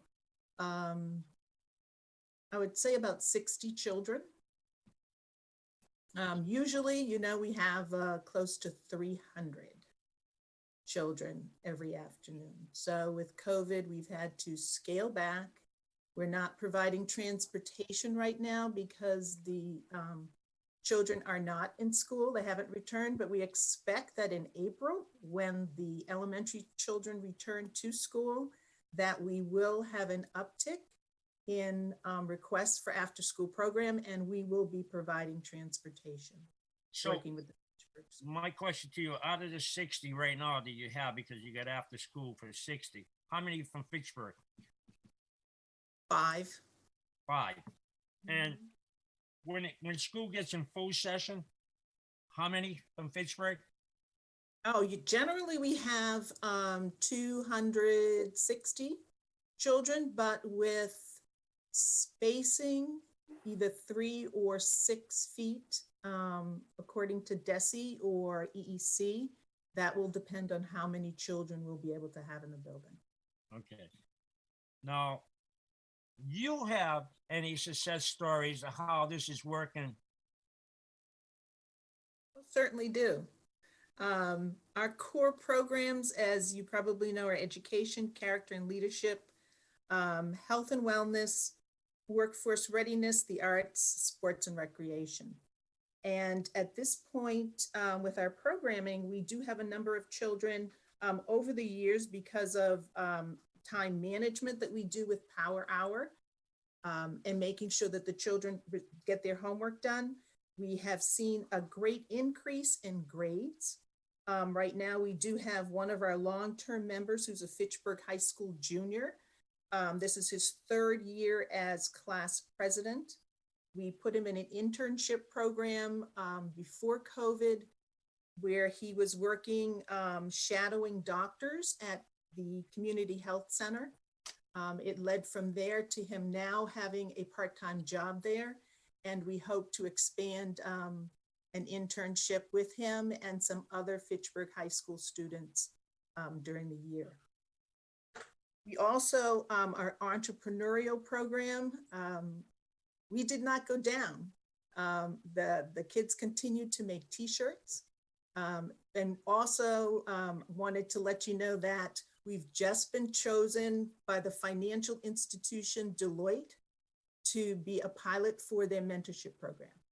So all of our children that will be involved in our entrepreneurial program will have special training with Deloitte employees. Started out with 2, but we now have 5 that are interested in working with the business plan, with financial literacy, with everything that Deloitte brings to the table. So we're very proud that we're going to have that project as well. And that's going to start any day now. Financial literacy, of course, we have programs with New View communities. They come in and they teach our financial literacy program. A community engagement you probably saw during the summer, where our students who were there, which were some Fitchburg students as well, we produced face shields for the hospitals and donated those face shields in the spring and during the summer. So we're really teaching them, community engagement, financial literacy, helping them to become ready for the workforce of tomorrow, and helping them to develop the soft skills that employers are looking for now. Employers are saying, if we can give them youth with soft skills, then they can train those students. So we're also making sure that they have those soft skills to go out into the workforce. Okay, now, my final question to you. You said the New View comes in and teaches them the finances. Do Yes, they teach them financial the literacy. do they teach them the wants and the needs? I want this, but I need this. You know what I mean? With it, teaching them budgeting Okay. and the real world budgeting. They may want this, but they need to learn that unless they have certain skills, a job, can figure that out, then they can't have that. So we are doing all of that with the students, and we're doing that with the younger, the 8 to 12, as well as the teens. We have a program for both. All right. Now, and my final question to you is this. The city's allocated approximately $16,000 for 100 plus students, and that's a one-way ticket. A one-way ticket down to your place, but with no means of transportation for other people to get home. We have a lot, according to the report that I have, the Black Book, we're not a rich community and a lot of people don't have cars. So how do these students get back home? A lot of people don't like to ask their neighbor to give them a ride. They kind of, once in a while it's okay, but then after it becomes a habit, and as much as you're kind-hearted, things get said sometime, well, I can't do it, or you know what I mean? That's, I'm not going to put you on the spot, but I feel wholeheartedly that programs like this should be funded a little bit more money, especially to get the students to and back. If they're taking care of approximately 200 people, these 200 kids got to go somewhere, and they're from every ward in the city, not just Paul Boseman's ward, but every ward. And and the results are good. You just heard them, and you heard it from the Spotted Club, and you used to hear it from Mark or the Claygon Neighborhood Center. That it all helps these programs. It helps a lot. But that would be it. And I want to say thank you very, very much for your time. I appreciate it. Well, I just want to say that we do have 2 vans. And so we do run a take home for the students that do not have rides home. And sometimes we have to run those by the hour. And now with the new transportation regulations, we're not sure how many we can fit on a van. So we may have to rent from one of the bus companies in order to get the kids home. But we try and make sure that those that need transportation have transportation home. Okay. There are no sidewalks, so we need to make sure they can get home. Okay, I appreciate that. I want to say thank you very much and keep up the good work.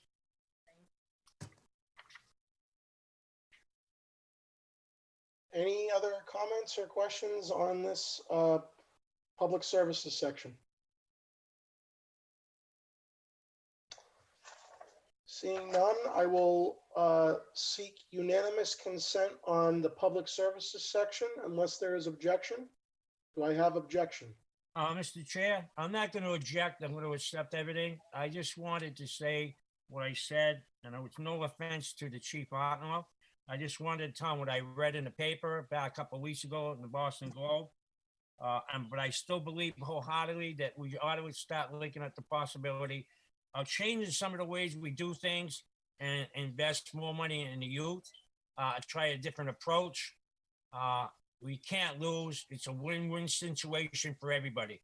And I want to say thank you to all of them. And I even want to say thank you to the chief. And try to smile, Chief. So without objection, I will take, are there any objections to unanimous consent? Seeing none, we will approve the recommendations of the public service section unanimously. Next section is economic development. 4 projects. Proposals total $220,000, and the recommendations total $218,305. Project O, Small Business Technical Assistance Program, sponsored by New View Communities. Request was for $25,000, recommendation was $25,000. Project P, Small Business Financial Assistance, sponsored by Community Development. Request was $150,000, recommendation was $148,305. Project Q, Fitchburg Downtown Coordinator, sponsored by Fitchburg State University, year 47 request, $35,000, recommendation, $35,000.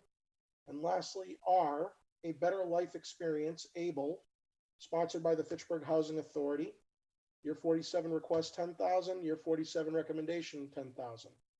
Any questions or comments from the committee on any project with economic development? Councilor Bosch. Fitchburg State, the Fitchburg Downtown Coordinator. Is there somebody here to talk about it? Do I have anybody from the university or? Joe Ferguson's here. I can Yes. also speak along with Joe on this. Thank you, Council. Joe Ferguson's here. Go ahead, Council. My question is to you, you're asking for $35,000, right? And then that's gonna be for the wages of that person? If I'm not mistaken, Yes, it's partial wages, correct. partial wage. Now, my question is, and I'm not trying to, I know it's gonna be sound like it.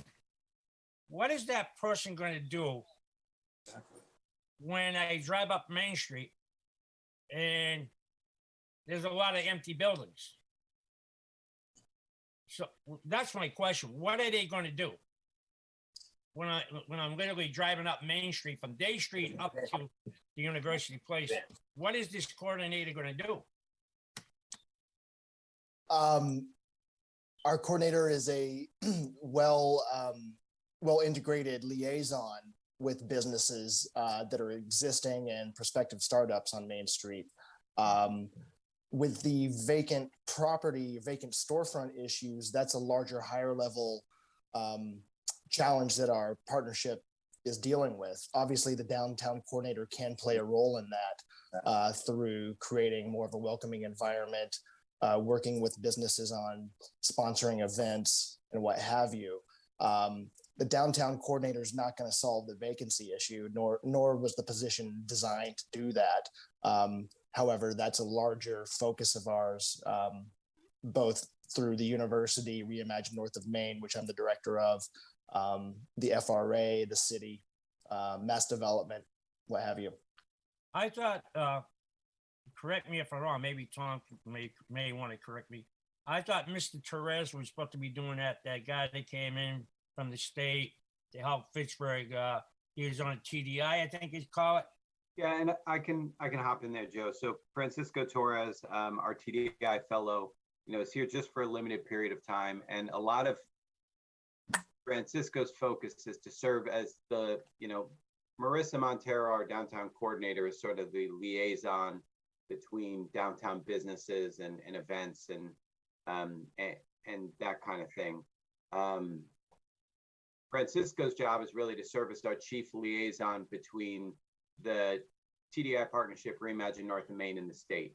So when we are looking for state resources for things like the Maine Boulder conversion, or to help bring money to projects such as Dario's on Main, or helping to bring projects to the finish line, Francisco serves in that liaison function.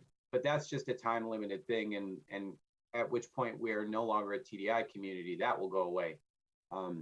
The downtown coordinator's function is really more about, helping to support and sustain, downtown events over time. And again, as stated by Joe, really to serve as a key liaison between the business community, really the existing businesses, to make sure that the events function for them and help their businesses thrive, as opposed to just events happening downtown that are in isolation from the businesses around them. And then there is a role to play in helping to take the business plans of the folks downtown, take them to the next level. So Beyond would be a great example where, Marissa provided marketing support.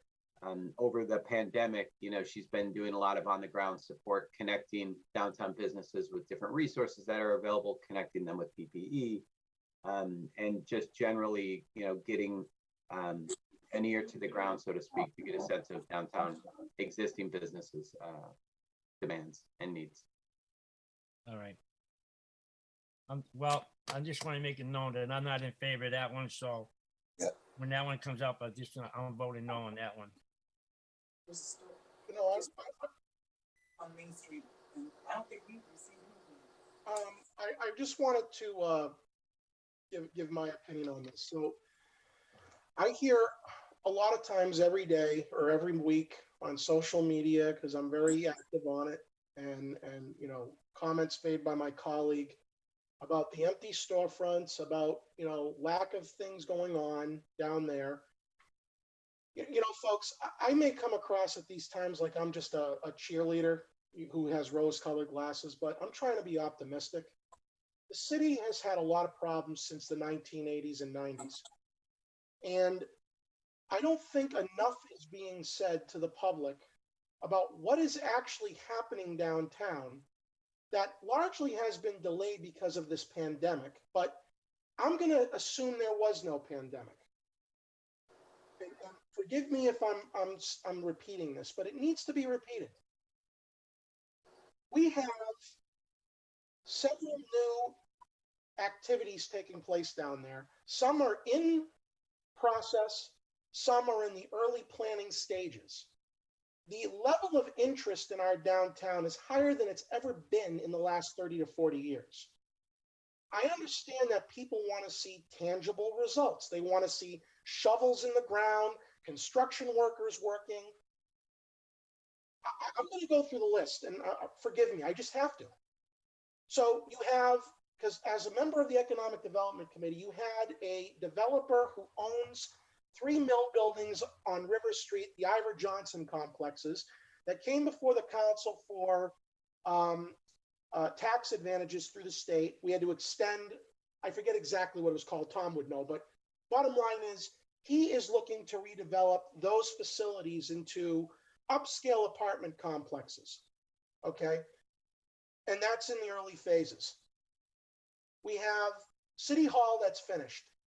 We have the theater lab, the Idea Lab by FSU that's already completed, and they're going to be proceeding on the theater renovations and building a parking facility. We have BF Brown that's being converted into artist housing by New View. That's about to get started. We have Morin Square redevelopment that is about to get started this spring. That the old Harper Furniture Building is being completely renovated, as is the old fire station. We have Morin Square Diner, who is under new ownership that is looking to start in the next several months. We have Urban Fork in the early stages. We have the El Salvadorian Market at Shacks. We have Beyond Greek Restaurant.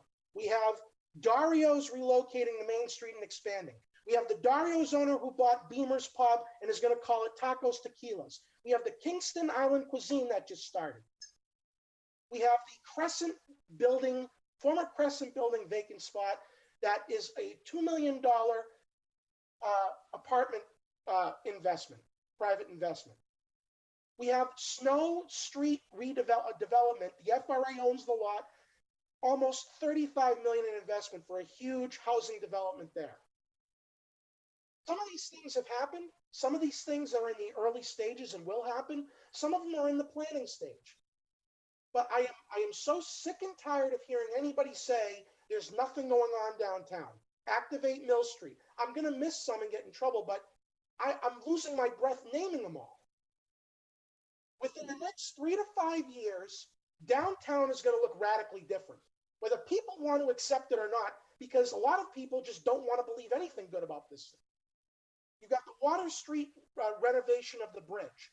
You've got the downtown's transformative grant for $3.5 million. I mean, these are realities. Some happening, some that will happen. Maybe 1 or 2 won't end up happening. But the level of interest is astronomical. So that does not signify to me of a dying downtown that's nothing but vacant storefronts. When all of these things come to fruition, many of those storefronts should be back online, because now you've got a market to cater to, people living there, and other commercial activities going on that we're already seeing by those 4 or 5 restaurants and stores I just named. So yes, there is vacancy downtown, but can we please focus on what is happening? And I just want to make that point, is that I hear it all the time.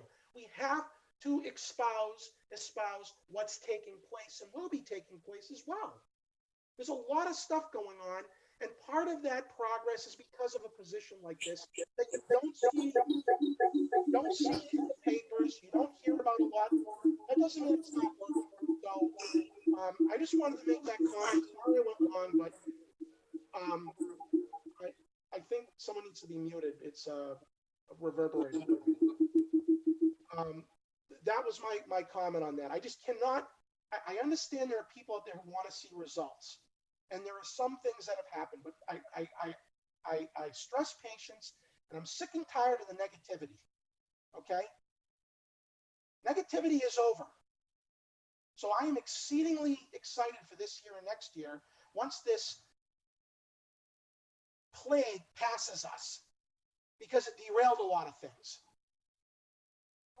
So with that said, Councilor Hughes, you wanted to speak. Yes. My question is, I see a lot of the things in that in the job description. How long is that? Is this the first time you've asking for this, or is this a reoccurring position? Joe Fergus again. This is our third proposal before the city. Our first year 45 was the pilot program. Our initial ask at that time was 30,000. Last year, year 46, we needed to raise that amount by $5,000 to 35,000 to more accurately reflect the costs of the position, which is hosted and owned by the university. So this is our third year, Counselor, and it's a level funding request as compared with year 46. And just to follow up on that a bit, first year was really, Councilor Hughes, an opportunity for Marissa to learn the ropes with the downtown events infrastructure. Last year was supposed to be the year where she really took the lead on coordinating a lot of major downtown events. The spring and summer of 2020 didn't exactly go as planned in that regard.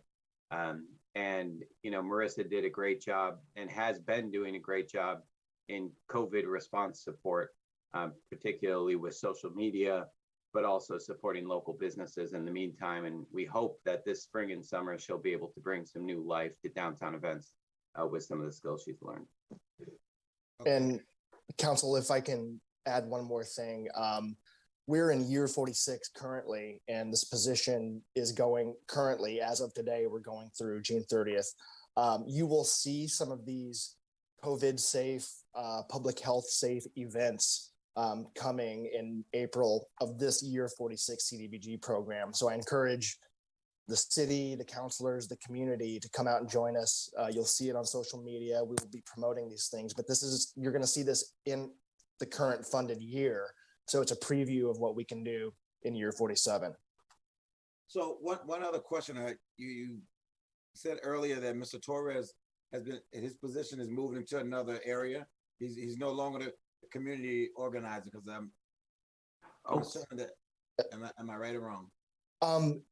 Mr. Hughes, we have two colleagues named Francisco.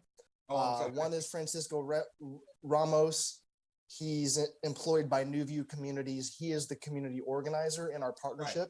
Yeah. Francisco Torres is with Mass Development, and it's almost like a contractual arrangement, and he expires basically coming up. Okay, so I was referring to the one that works for New View. Yeah. It seems like right, because it seemed like we have 3 or 4 community organizers. I know someone from the mayor's office works with it, and now someone from Fitchburg State. So are these, what I mean? Because am I confused, or help me with this, because I know someone works from the city point of view. Now you got Fitchburg State, now you got New View. So, and I haven't seen either one of them. So that's why, I would love to meet them and talk to them. We got a frustrated business owner 2 doors down from us, down in Kingston, who is livid. I talked to him today. So if the community person is around, how do we get in touch with them? Right, and I think it sort of varies according to the need and the request. Councilor Hughes, I'd be happy to. We should probably find some time to connect soon, so I can start to point you in the direction of some of the resources referred to today. All the Franciscos are great, and we're lucky to have them. They all have a distinct role to play that I think is, they help support one another, but don't necessarily duplicate. And then, of course, we've got Mary Jo Bohart in our office, who does a lot of the on-the-ground economic development. Who's been working with Ken Island and a lot of other businesses as well. But through those items with you and point you in direction and have some introductions in the near future as well. Thank you. Well, thank you, Mr. Chairman. Any other questions or comments on the economic development package? on Fitchburg Housing Authority? Yes. Is there anybody here there from there? Yeah, Andy Skoog, Fitchburg Housing, Deputy Director. Andy, I got one quick question for you. Yep. It says that at this time, there is not an ADA unit or facility. However, as part of the program, DHCD is funding over $7 million to be built. ADAD. What is an ADA building? ADA means Americans with Disability Act. It just refers to handicapped accessibility for units. So right now, the property was built in 1948. So that was well before they had ADA law. So there is no handicapped accessibility on site. Okay, all right. And it says here that you want to have classrooms and everything for some of your tenants so they can own their own houses? Yeah, that's part of our goal. The ABLE program itself would basically mean that tenants could work and their income, portions of their income wouldn't count towards their rent share, which normally it would. And so we would request a regulatory waiver from DHCD for that. The money that we would be getting, we're also matching with housing authority money. And that money is going to be used to fund individual development accounts to help encourage people to not only work, but save, with the idea of eventually moving into their own home if they prefer, or they would be able to continue to live in public housing, but have a little bit more money to support themselves and their families. The community center there is no community center at Green Acres. They have no area to gather, to have tenant meetings or functions of any kind. So our vision is to have a community and admin center. We would relocate our main offices over there, have more oversight over that development. All right. Now, when you say you want them to get, they can earn more money, are you going to make sure, are you going to be watching them like to make sure they're saving that money so they can get ahead, or what? Yeah, the plan is that they would have an individual development account. They would have to put a certain amount of money into that account, and they would have incentives based on certain benchmarks that they would reach. Okay. So we still have to work out all the exact details of how this program will function, and we'll have to request waivers to the regulations to the program from DHCD. Okay. Because I was reading, and could you said here Mark and Unitel and some other places, and I said to myself, are they going to give them money? It says here Mark, the University of Fitchburg State, Unitel, and other public and private and non-fund providers. Are you saying, how are they going to help? Are you and financial or what? Yeah, we've asked for some companies and entities to help with financial contributions, and others will assist us with providing classes and other educational opportunities and workforce development for the tenants. Like Fitchburg State University is one of our partners. They're going to be assisting us with a scholarship program for the tenants. Oh, are they for the tenants? Yeah. Oh, no kidding. I was hoping they'd do it for the students, give 75 students free tuition. Well, they would have the scholarship program. They would, hopefully get some of our tenants into their programs, which would be good. All right. All right. That's it. Thank you very much, Mr. Chair. Seeing no one else wishing to speak, I will take, unless there is any objection, I will take the economic development recommendations with unanimous consent. Mr. Chair? Yes. Can we do it the same way on Q? Yes. So do I have unanimous consent? Without objection, I will take unanimous consent on O, P, and R. Is there any objection?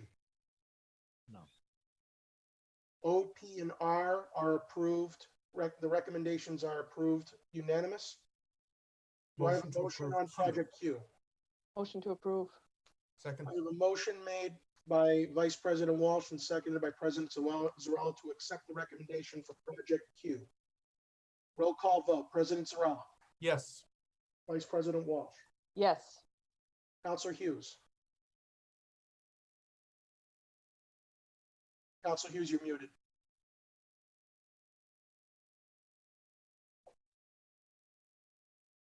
No. Councilor Boschman. No. I am a yes. A recommendation passes 3-2. Mr. Auditor, you have that down? Counselor Boishman, Counselor Hughes are no's on Q. Okay. Next, we will go to rehabilitation and preservation. Two proposals totaling $123,241 and two recommendations, $123,241. And there are two projects, S and T. S is code enforcement, sponsored by the Board of Health, requested at $103,241 and recommended at that same amount. And T, critical home repair, sponsored by Habitat for Humanity. Recommendation or request was $20,000 and it was also recommended at $20,000. Any questions or comments on this section? I have President Zarella. Excuse me. Thank you, Mr. President, Mr. Chair, rather. I just wanted to thank the city for continuing to support code enforcement. I am aware that this is an ongoing budgetary problem. Everyone wants the codes enforced. But I have had conversations with the departments, both health and building, many times, and the issue is enforcement virtually always costs more money than we get back from it. So in order to effectively use the code to clean up our neighborhoods, we need to actually put out money to collect these fines. So I'm glad to see that we are addressing that as much as we can. I know the ideal number is probably larger than what was requested. And hopefully in the future, we can continue to up that funding. Because even though it's a net negative, if you look at the dollars and cents in the short term, in the long term, it is a very large net positive in terms of getting our problem properties and problem neighborhoods to the point that we all want them to be at. Thank you. Any other questions or comments? Councilor Boishman. Yeah, I just want to say to the board member, to Steve Curry, he's doing a good job, and I support this wholeheartedly, and you won't get any trouble out of me on that one. But I do want to talk on T, if nobody else has got anything to say. Go ahead. Oh, T, are they here? Habitat for Humanity? Yes. Who? It's Carolyn Reed. Carolyn Reed. Oh, here she is. How are you today? I'm good, thanks. Question, how many houses did you do this past year in Fitchburg to help out? So the first year we did 6. Actually, the first year we did 4. Last year we did 6. So far this year we've done 1, but it's been a big one. It was a roof project. It was a roof project? Mm-hmm. Mike, is it being easier to get people to come aboard and call up or what, to get help? I have a lot of elderly people, I told you that in my ward, and a lot of them don't know about you. And we've been working really hard to get the message out there to make sure everyone knows. So we've been contacting the Council on Aging once a month and just making sure we get the word out there about it. We didn't have a lot of applications over the winter, but we're starting to see an increase now. Okay. All right. That's all I get. I'm not going to give you a hard time about it. I'm all in favor of it. As long as you're helping people fix up their homes. I think it's a marvelous idea. There's a lot of elderly in my area that need help. They don't have the income to spend a lot of money on it. So I'm more than happy to come up in my ward and take care of the whole thing. I got no problem with it. I want to say thank you. Thank you so much. Thank you for all what you do. Thank you. Thank you. I make a motion we accept. Second. If there's no objection to rehab and preservation, I will take it under unanimous consent. Is there any objection? Seeing none, rehab and preservation is recommended favorably by the committee unanimously. And last but not least, second to last, clearance activities. Actually, clearance activities, demolition, sponsored by Community Development. The request was for 75,000 and the recommendation was 0. Any comments on this proposal? Yes, why is it 0? Tom? No, it was the mayor's recommendation and my own through the department, frankly. To be short, this is a year to build things up, not knock things down. But more specifically, we've had a really tough year with demo. We're still working on some of the projects from last year's demo round. Looking ahead to the next year, we have brownfields projects we're working on, from the steam plant to 33 North Street to 80 Lunenburg. We have to sell the properties that we've now demolished, such as 80 Lunenburg and 617 Water Street. And of course, we've got the main Boulder project we're working on as well. And the project manager there is working really heavily into that project and the rail trail in the next year. So a lot of things in the pipeline. And again, most importantly, this is a really important year to not take money away from our small business assistance fund. This is a really important year not to take money away from the police and DPW. And again, not to knock things down, but to build things up. So I thought it was a good sacrifice to make, because we've got a lot of good proposals here in year 47. I understand that, but there's a lot of houses that are really dilapidated that cost an arm. It would be cheaper to build new than to renovate them, to be quite frank with you. I mean, That's true. I'm What? sorry. Go ahead. Well, the other thing I was going to say, we've also done a really good job knocking down publicly owned buildings or buildings that were a clear and present danger to public health. And now that we've taken a lot of those buildings down, what remains, we have a lot of properties that are privately owned that might be an eyesore, but they're not dangerous insofar as, we're the city to demolish a private property. That is, technically a taking from the city. And the threshold for what constitutes a dangerous property is pretty high. So we're also finding it more difficult to take down properties that meet that threshold for dangerousness, because I think in part, a really rigorous, thorough demolition program over the last decade that has taken a lot of those sort of low-hanging fruit projects down. I wouldn't dispute that we've got a lot of blights in our neighborhood that remain, but they might not be, if they're privately owned and they're not dangerous and they're boarded up, are not a good candidate for this demo fund. Well, my question to you is that, and I'll use the example, 145 Daniel Street or 147, the Blue House.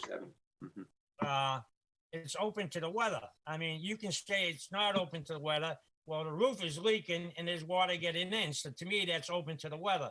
And what I have read on numerous reports, that an abandoned property is not good for a neighborhood, because it brings a lot of different things and there's hazard to it, because now the building's empty and there's nothing in it.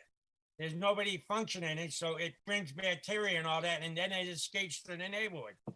So I happen to disagree with that. I think when you start tearing down stuff and then you sell parcels of the land, you get more improvement, and then it enriches the city. And the prime example was what they did on the Plymouth Street, Fairmont Street area. They tore down numerous houses, and look what they did. The mayor can attest to this. It made a marvelous Lower Claygon. So, should we stop? I disagree with just stopping and saying no. Right. You keep on saying the small business, the stimulus fund's going to do that. That's what the whole thing's about. That was the whole thing, the whole project. So why are we stopping something that was working good when we get the stimulus package that's coming out in a month and a half from now for small business? If Biden was just on TV today talking about it again. Right, and just to restate, we're not stopping. We're just hitting pause. We're hitting pause in a really important year that, as some of the councilors had mentioned earlier, we've seen a lot of projects stall. where we would have liked to see more action, whether because the banks have seized up or folks aren't leaving their homes, they're remote working, any host of reasons that we're in this public health and economic crisis that we're in. We're just making the determination that this is a good year to hit pause, not to stop altogether. And, while it's been more difficult to find good properties to take down, we now got a year to plan for the right ones. And I'm sure we can come up with a good plan and certainly intend to, in year 47, apply for demolition funds. Well, I can tell you, Mr. Chair, I'm not in favor of that one, so I'm going to be voting no on that one. That's it for me. My take on this is from a historical perspective. I seem to recall, I don't have an exact number on me, but since this administration came online, I recall an exceptionally aggressive demolition campaign. And cast aside my relation to the administration, it's a fact. Isn't the number between the FRA donating or the FRA giving us money, isn't it north of $2 million we've spent in the last 5 years? It's somewhere in the 7 figures, because we have taken down a tremendous amount of publicly held, unsafe, eyesore buildings in the city. And I know it's at least 1 million. I know that for a fact. I know there was a couple of years on CDBG where we had this number be 250, 300,000, and then not including the FRA's donation of several $100,000. And we also did free cash. I want to say it's between $1.5 to $2 million we've used in the last 5 years to knock problem properties down, which is more than I've seen in the last quarter century. So when I look at 75 grand, that gets you one building if you're lucky, and that's depending on the environmental safety issues with it. You may not even get one building with 75 grand. And if it's not going to be utilized in a strategic fashion where we're just going to use this amount of money and nothing else, no FRA money, no city money, just this 75K, I mean, what are we really foregoing here? We're foregoing one property at best, but there's still several demolition projects that are ongoing. So I don't want it to be lost on people that we're either abandoning this initiative or giving up. As was stated, it's on pause. Another thing I would consider is if we do put this at 75,000 or we don't approve it and force the mayor's hand, what's being taken away because we're going to do this? What gets hurt by the 75,000 going to demolition? So again, this is looked at from a holistic view of the whole CDBG package. If we were to add 75,000 here, which I don't think we can only reject the recommendation, and then it goes back to the mayor for him to resubmit. What's coming out from that? What's going to get removed for the 75,000? I just have seen this number be 4 or 5 times this amount, and where we really made some inroads, and we have made significant inroads. So I just would like to get some feedback on my sentiment here regarding the aggressiveness the city has entertained in the last 4 or 5 years on demolition. It's been extensive. There was property on South Street, right before the McDonald's, property on River Street right after Dairy Queen, property on the corner of South and Laurel Street. That monstrosity is gone. More FRA property. I can't name them all, but a lot of buildings that we've seen for years just sit there and they're now gone because we have invested a lot of money in demolition. If we're putting a pause this year, what we've done for 4 years straight exceeds the last 20 to 30. So I'd say we were really had our foot on the gas pedal, and now we're easing up for understandable reasons. So is my sentiment in the right direction on what we've done demolition-wise in the last 4 or 5 years? Well over aggressive nature? Well over $1 million. Well over $1 million. I would argue I think it's close to 2. So. And I'd be happy to correct the record before the last vote's taken here. But I mean, we've taken a very aggressive stance in demo, and I think we've taken a lot of really important properties down. And certainly now we've got a year to plan which ones to do in the future. But it is in part because of that aggressiveness that we can afford to hit pause for a moment. Right, and I would say that with respect to 147 Daniels or any other property like it that's privately owned, that's not publicly owned, right?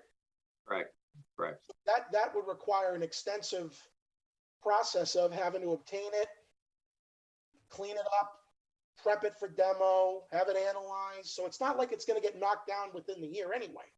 Right, and if we can take down private properties if they're dangerous and open to the weather. Yeah. You know, having a leaky roof is different than having a broken in windows that somebody can come in and occupy a property. I would ask then, maybe it is, if this is a property that's on the NICE committee's list in terms of review, and if it already is, then we're keeping an eye on it and we're taking it seriously. But I mean, there's several properties in the cities you could probably point to that may need to come down, but there's a lot of things behind actually making that happen that can take more than a year to get through. Even if it's deemed unsafe, we still have to go through a lot of stuff because it's not ours. So I just wanted to point that out, that while we're hitting pause right now, there's still some development efforts that are taking place this year that carried over from last year. But we have been so aggressive with it for the last 4 or 5 years that 75,000 is nothing when you've spent well over $1.5 million, I would think, is the more appropriate number, is 1.5 to 2 million. Where when I was on the council from 08 to 15, we barely spent anything. Granted, we were in a recession for 4 of those 8 years, but we didn't do anything. Very minimal as far as I'm concerned. So we made a lot of progress. So I'm not gonna deny or vote against this recommendation, particularly because if I will, then I need to figure out what I want the mayor to do to move that money. Where does it go? Who gets it? So, I mean, that's a whole other can of worms. So that's all I have. President Zarella. Thank you, Mr. Chair. First, I just want to agree that we've made a lot of progress, and I agree with the rationale for cutting this in this particular budget year.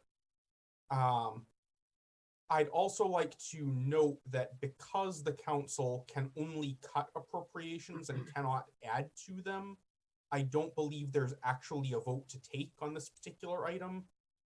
There is nothing we can do except approve it because the number is 0. Mr. President, if I may, I believe in past practice, we would vote on the recommendation that it should be 0. I understand we can't cut, but we can still make a statement through a vote if we don't approve of this recommendation. But I understand your point that there's nothing tangibly we can reduce. So whether we like it or not, I think we would have to cut somewhere else and say, put it into the demolition account. So you wouldn't vote against this recommendation. You vote against some other recommendations in order for the mayor to move money from there to put into this account. So I can see it. I understand what you're saying. Yeah, it makes right. Sense. I think there certainly could be a vote of the committee or of the council to sort of make a resolution in opposition, but sure. Yep. I don't think there's actually a question of whether this particular recommendation gets approved or not. So given that fact that we really can't reduce anything here, I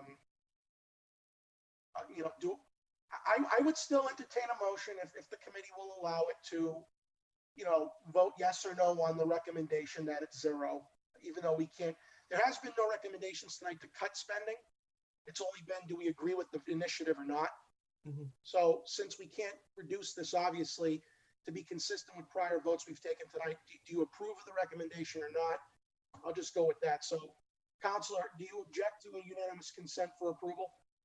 I certainly don't. Are you talking to me? Or... I'm sorry, Mr. President. I'm through to Councilor Boschman. Do you object unanimous to consent of adopting this recommendation? I do. I object it. I'm not in favor. So I will take a roll call vote on the recommendation. President Zarella. Yes. Vice President Walsh. You're muted. Yes. Councilor Hughes. Yes. Councilor Boschman. No. And I am a yes. It's 4-1. Last but not least, planning and administration. Project V, CDBG Administration, sponsored by Community Development, request 200,000. Year 47 recommendation 197,317. And that's just the only proposal. And I will say to start that this is the standard number. It's typically been between 175 and 200,000 for as long as I can remember. And I believe that's based on a formula too with federal requirements. We are every year, at least one counselor raises objection to this about, why the amount. If I recall correctly, we are required under federal regulations regarding this money to have a dedicated administrator administrating it. And there are certain rules and stipulations on how it's funded, what can and can't be used. And I correct me if I'm wrong, Tom, does this require 20% of the total? Is there a percentage tied to this that it has to be? It's a 20% cap, but this helps to cover a number of critical staffing services within the Community Development Planning Office, as well as staffing functions. So, one example, this year we have begun to embark on our 5-year consolidated plan, which is another requirement from CDBG for an entitlement community to continue to receive funds from the federal government. We need to make a 5-year plan on how to spend those funds. So it's spent both for staffing, it covers fringe benefits, and in addition to that, covers items such as this, where we have a consultant working with us to draft that plan to fall in conformance with guidelines. And Liz Murphy is on the call as well, our Housing Development Director. I don't know if you have anything to add there, Liz. Well, I think you mostly covered it, but I would say yes. Right, in this current fiscal year, we really needed to tap into the admin to hire a consultant to do our 5-year consolidated plan, which is where we develop our needs for the community and priorities. So there's a lot that goes into it, and there's a lot of gathering information about needs and community input.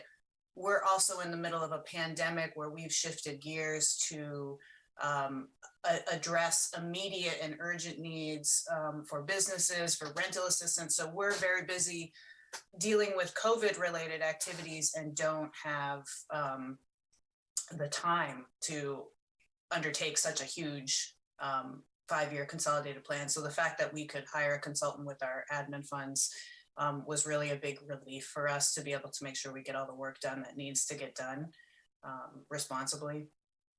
But yes, it's a 20% admin cap. We do fund as much as we can of the fringe salaries. It's paying for one full-time person, 3/4 of our senior project manager who does the demo, the streets and sidewalks oversight, parks oversight, that sort of work, and a little bit of my salary, a little bit of Tom's salary. So the number comes to 18.9% of the total recommendation. So the 20% is the cap. It's 18.9 is what this number represents. Could I also add that this is also exacerbated by the CARES Act funding? Isn't that through HUD? Liz, you want to take that one? Yeah, and that's sort of what I referred to when I said that we're doing other COVID related work. We received some additional funding it's basically called CDBG CV, but it does come from the CARES Act, and it's specifically earmarked for that. So this doesn't represent admin to cover that, although it can. Okay. So we can do CV work with that admin, but we're busier than normal. So this funding, is it a common misconception to say that this funding is not just for this package, but it also encompasses other federal grants? Yes, Okay. we are able to, anything that meets the CDBG regulation. So if it's benefiting low mod individuals, if it's an eligible type activity that would be eligible under CDBG, we can apply for other grants with CDBG admin. And we do that quite a bit. Cindy and Amy and myself are from time to time when opportunities come up, we're applying for grants. Sometimes it's historic, sometimes it's ADA, accessibility. Sometimes it's housing related. These are all eligible, and it really allows us to leverage the CDBG admin to get other funds. It would be helpful for me and maybe a lot of other people. Forgive me if you've provided this and I just don't remember because I read so many things nowadays, but the amount of money that the Community Development Office brings to the city from state and federal grant resources is obviously in the millions every year. Furthermore, the $3.5 million from the state transformative grant, almost 500,000 for complete streets. I mean, I'm sure it's a lengthy list of what we pull into this city. And there's a difference between a grant. All grants have to have an application. And I know there are departments throughout the city that do their own grant writing or their own applications. But community development does a lion's share of it. It'd be helpful to know in two pieces, like what are the grants that are recurring grants that all we got to do is do the bare minimum to get them and it's almost a guarantee, versus what are the grants that we're actually actively pursuing that we maybe not normally would, and we're getting them, bringing those dollars back to the city. The transformative grant of $3.5 million is an example. That's not a recurring grant. That is a thing that that your office aggressively pursued, and we got the money. It'd be interesting to know that number every fiscal year, what we've pulled in state and federal dollars, recurring and non-recurring, so that if there are any questions about $197,000 to pay for a lot of these labor services, what are we bringing into the city for that? It is kind of my point of cost benefit analysis here. Sure. We're paying $200,000. What did we bring in? 5 million, 10 million? So good suggestion. That'd be interesting to get information on for me anyway. Absolutely. Thank you. Council Boschman. Question. Now you got me on a roll. Listen, I want to make sure I understand this. Liz or Tom, when we receive some money from the CBG to help the CARES Act, you're telling me that you don't get paid anything out of that to administrate that thing? Is that what you're saying? No, that's not what I said. So, well, that's the way I was undertaking it. Yeah. So you do get, if you get $2 million or $4 million from that CARES Act, you get a cut on that, right? We didn't get that kind of funding. We got less than $1 million. Yeah. In 2 rounds. Which most of it. So in the first round, we did request some CDBG admin, CDBG CV admin. That was approved back in May, I think, of 2020. And so we have been charging against that when we do CV work. But if that runs out and we're still doing CV work, CDBG admin we can charge the CDBG admin to run CV fund activities. And so we asked for an amount in May because we knew that the city, given everything that's happening right now, is in a tightened fiscal environment, and this can help offset budgetary issues down the line. So we were trying to be responsible in that regard. This second time around, we did not. Interject 1 second, Council, just to clarify. You said the terminology, they get a cut. It's not like Liz or Tom or Cindy, they get like, a check on the side for 15,000 or something.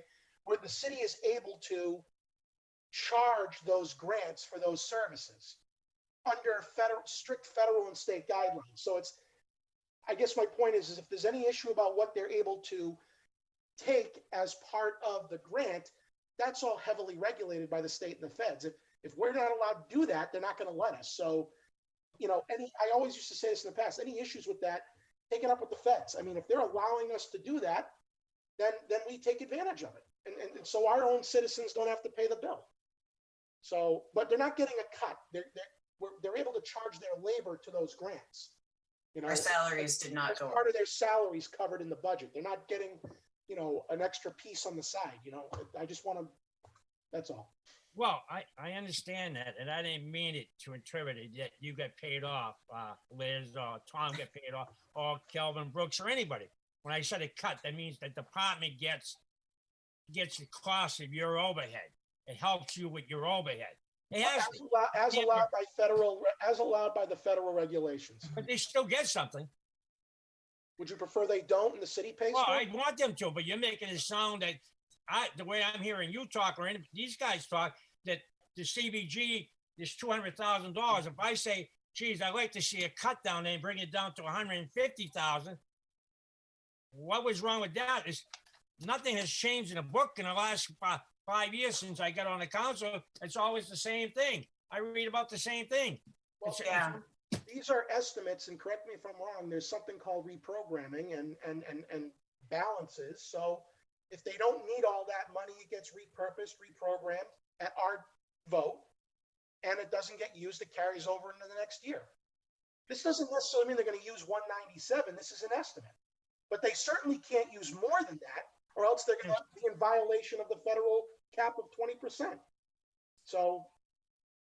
And we don't carry it over. One thing I would like to stress is that the more admin that is available, the more our department can fully fund our fringe benefits back to the city.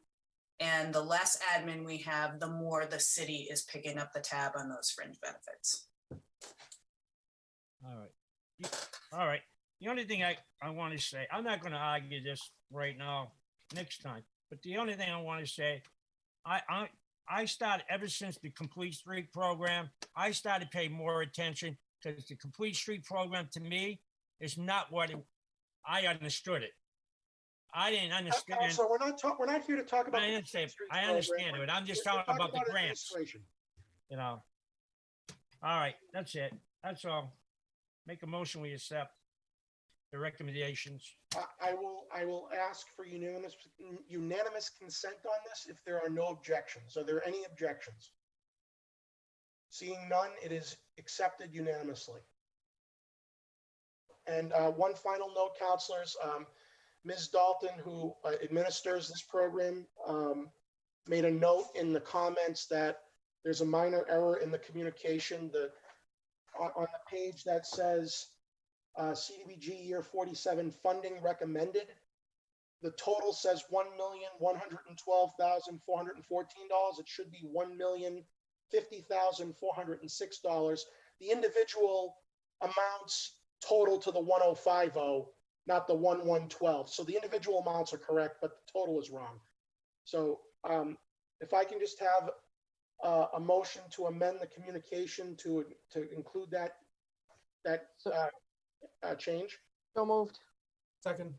Okay, and so that's a motion and a second to amend. I will take unanimous consent if there's no objections to amend. Seeing none, it is before you as amended. Motion to approve. Second. Do I have any objections, or can I take this under unanimous consent? Seeing none, it is the amendment is approved to reflect $1,050,406 instead of $1,112,414. And that concludes our business this evening. Motion to adjourn. Second. Motion made and seconded to adjourn. Thank you all who have joined this evening to participate. We'll see you next time. Thank you. Thank you, Tom. Thank you, Kelvin. Thank you, everybody.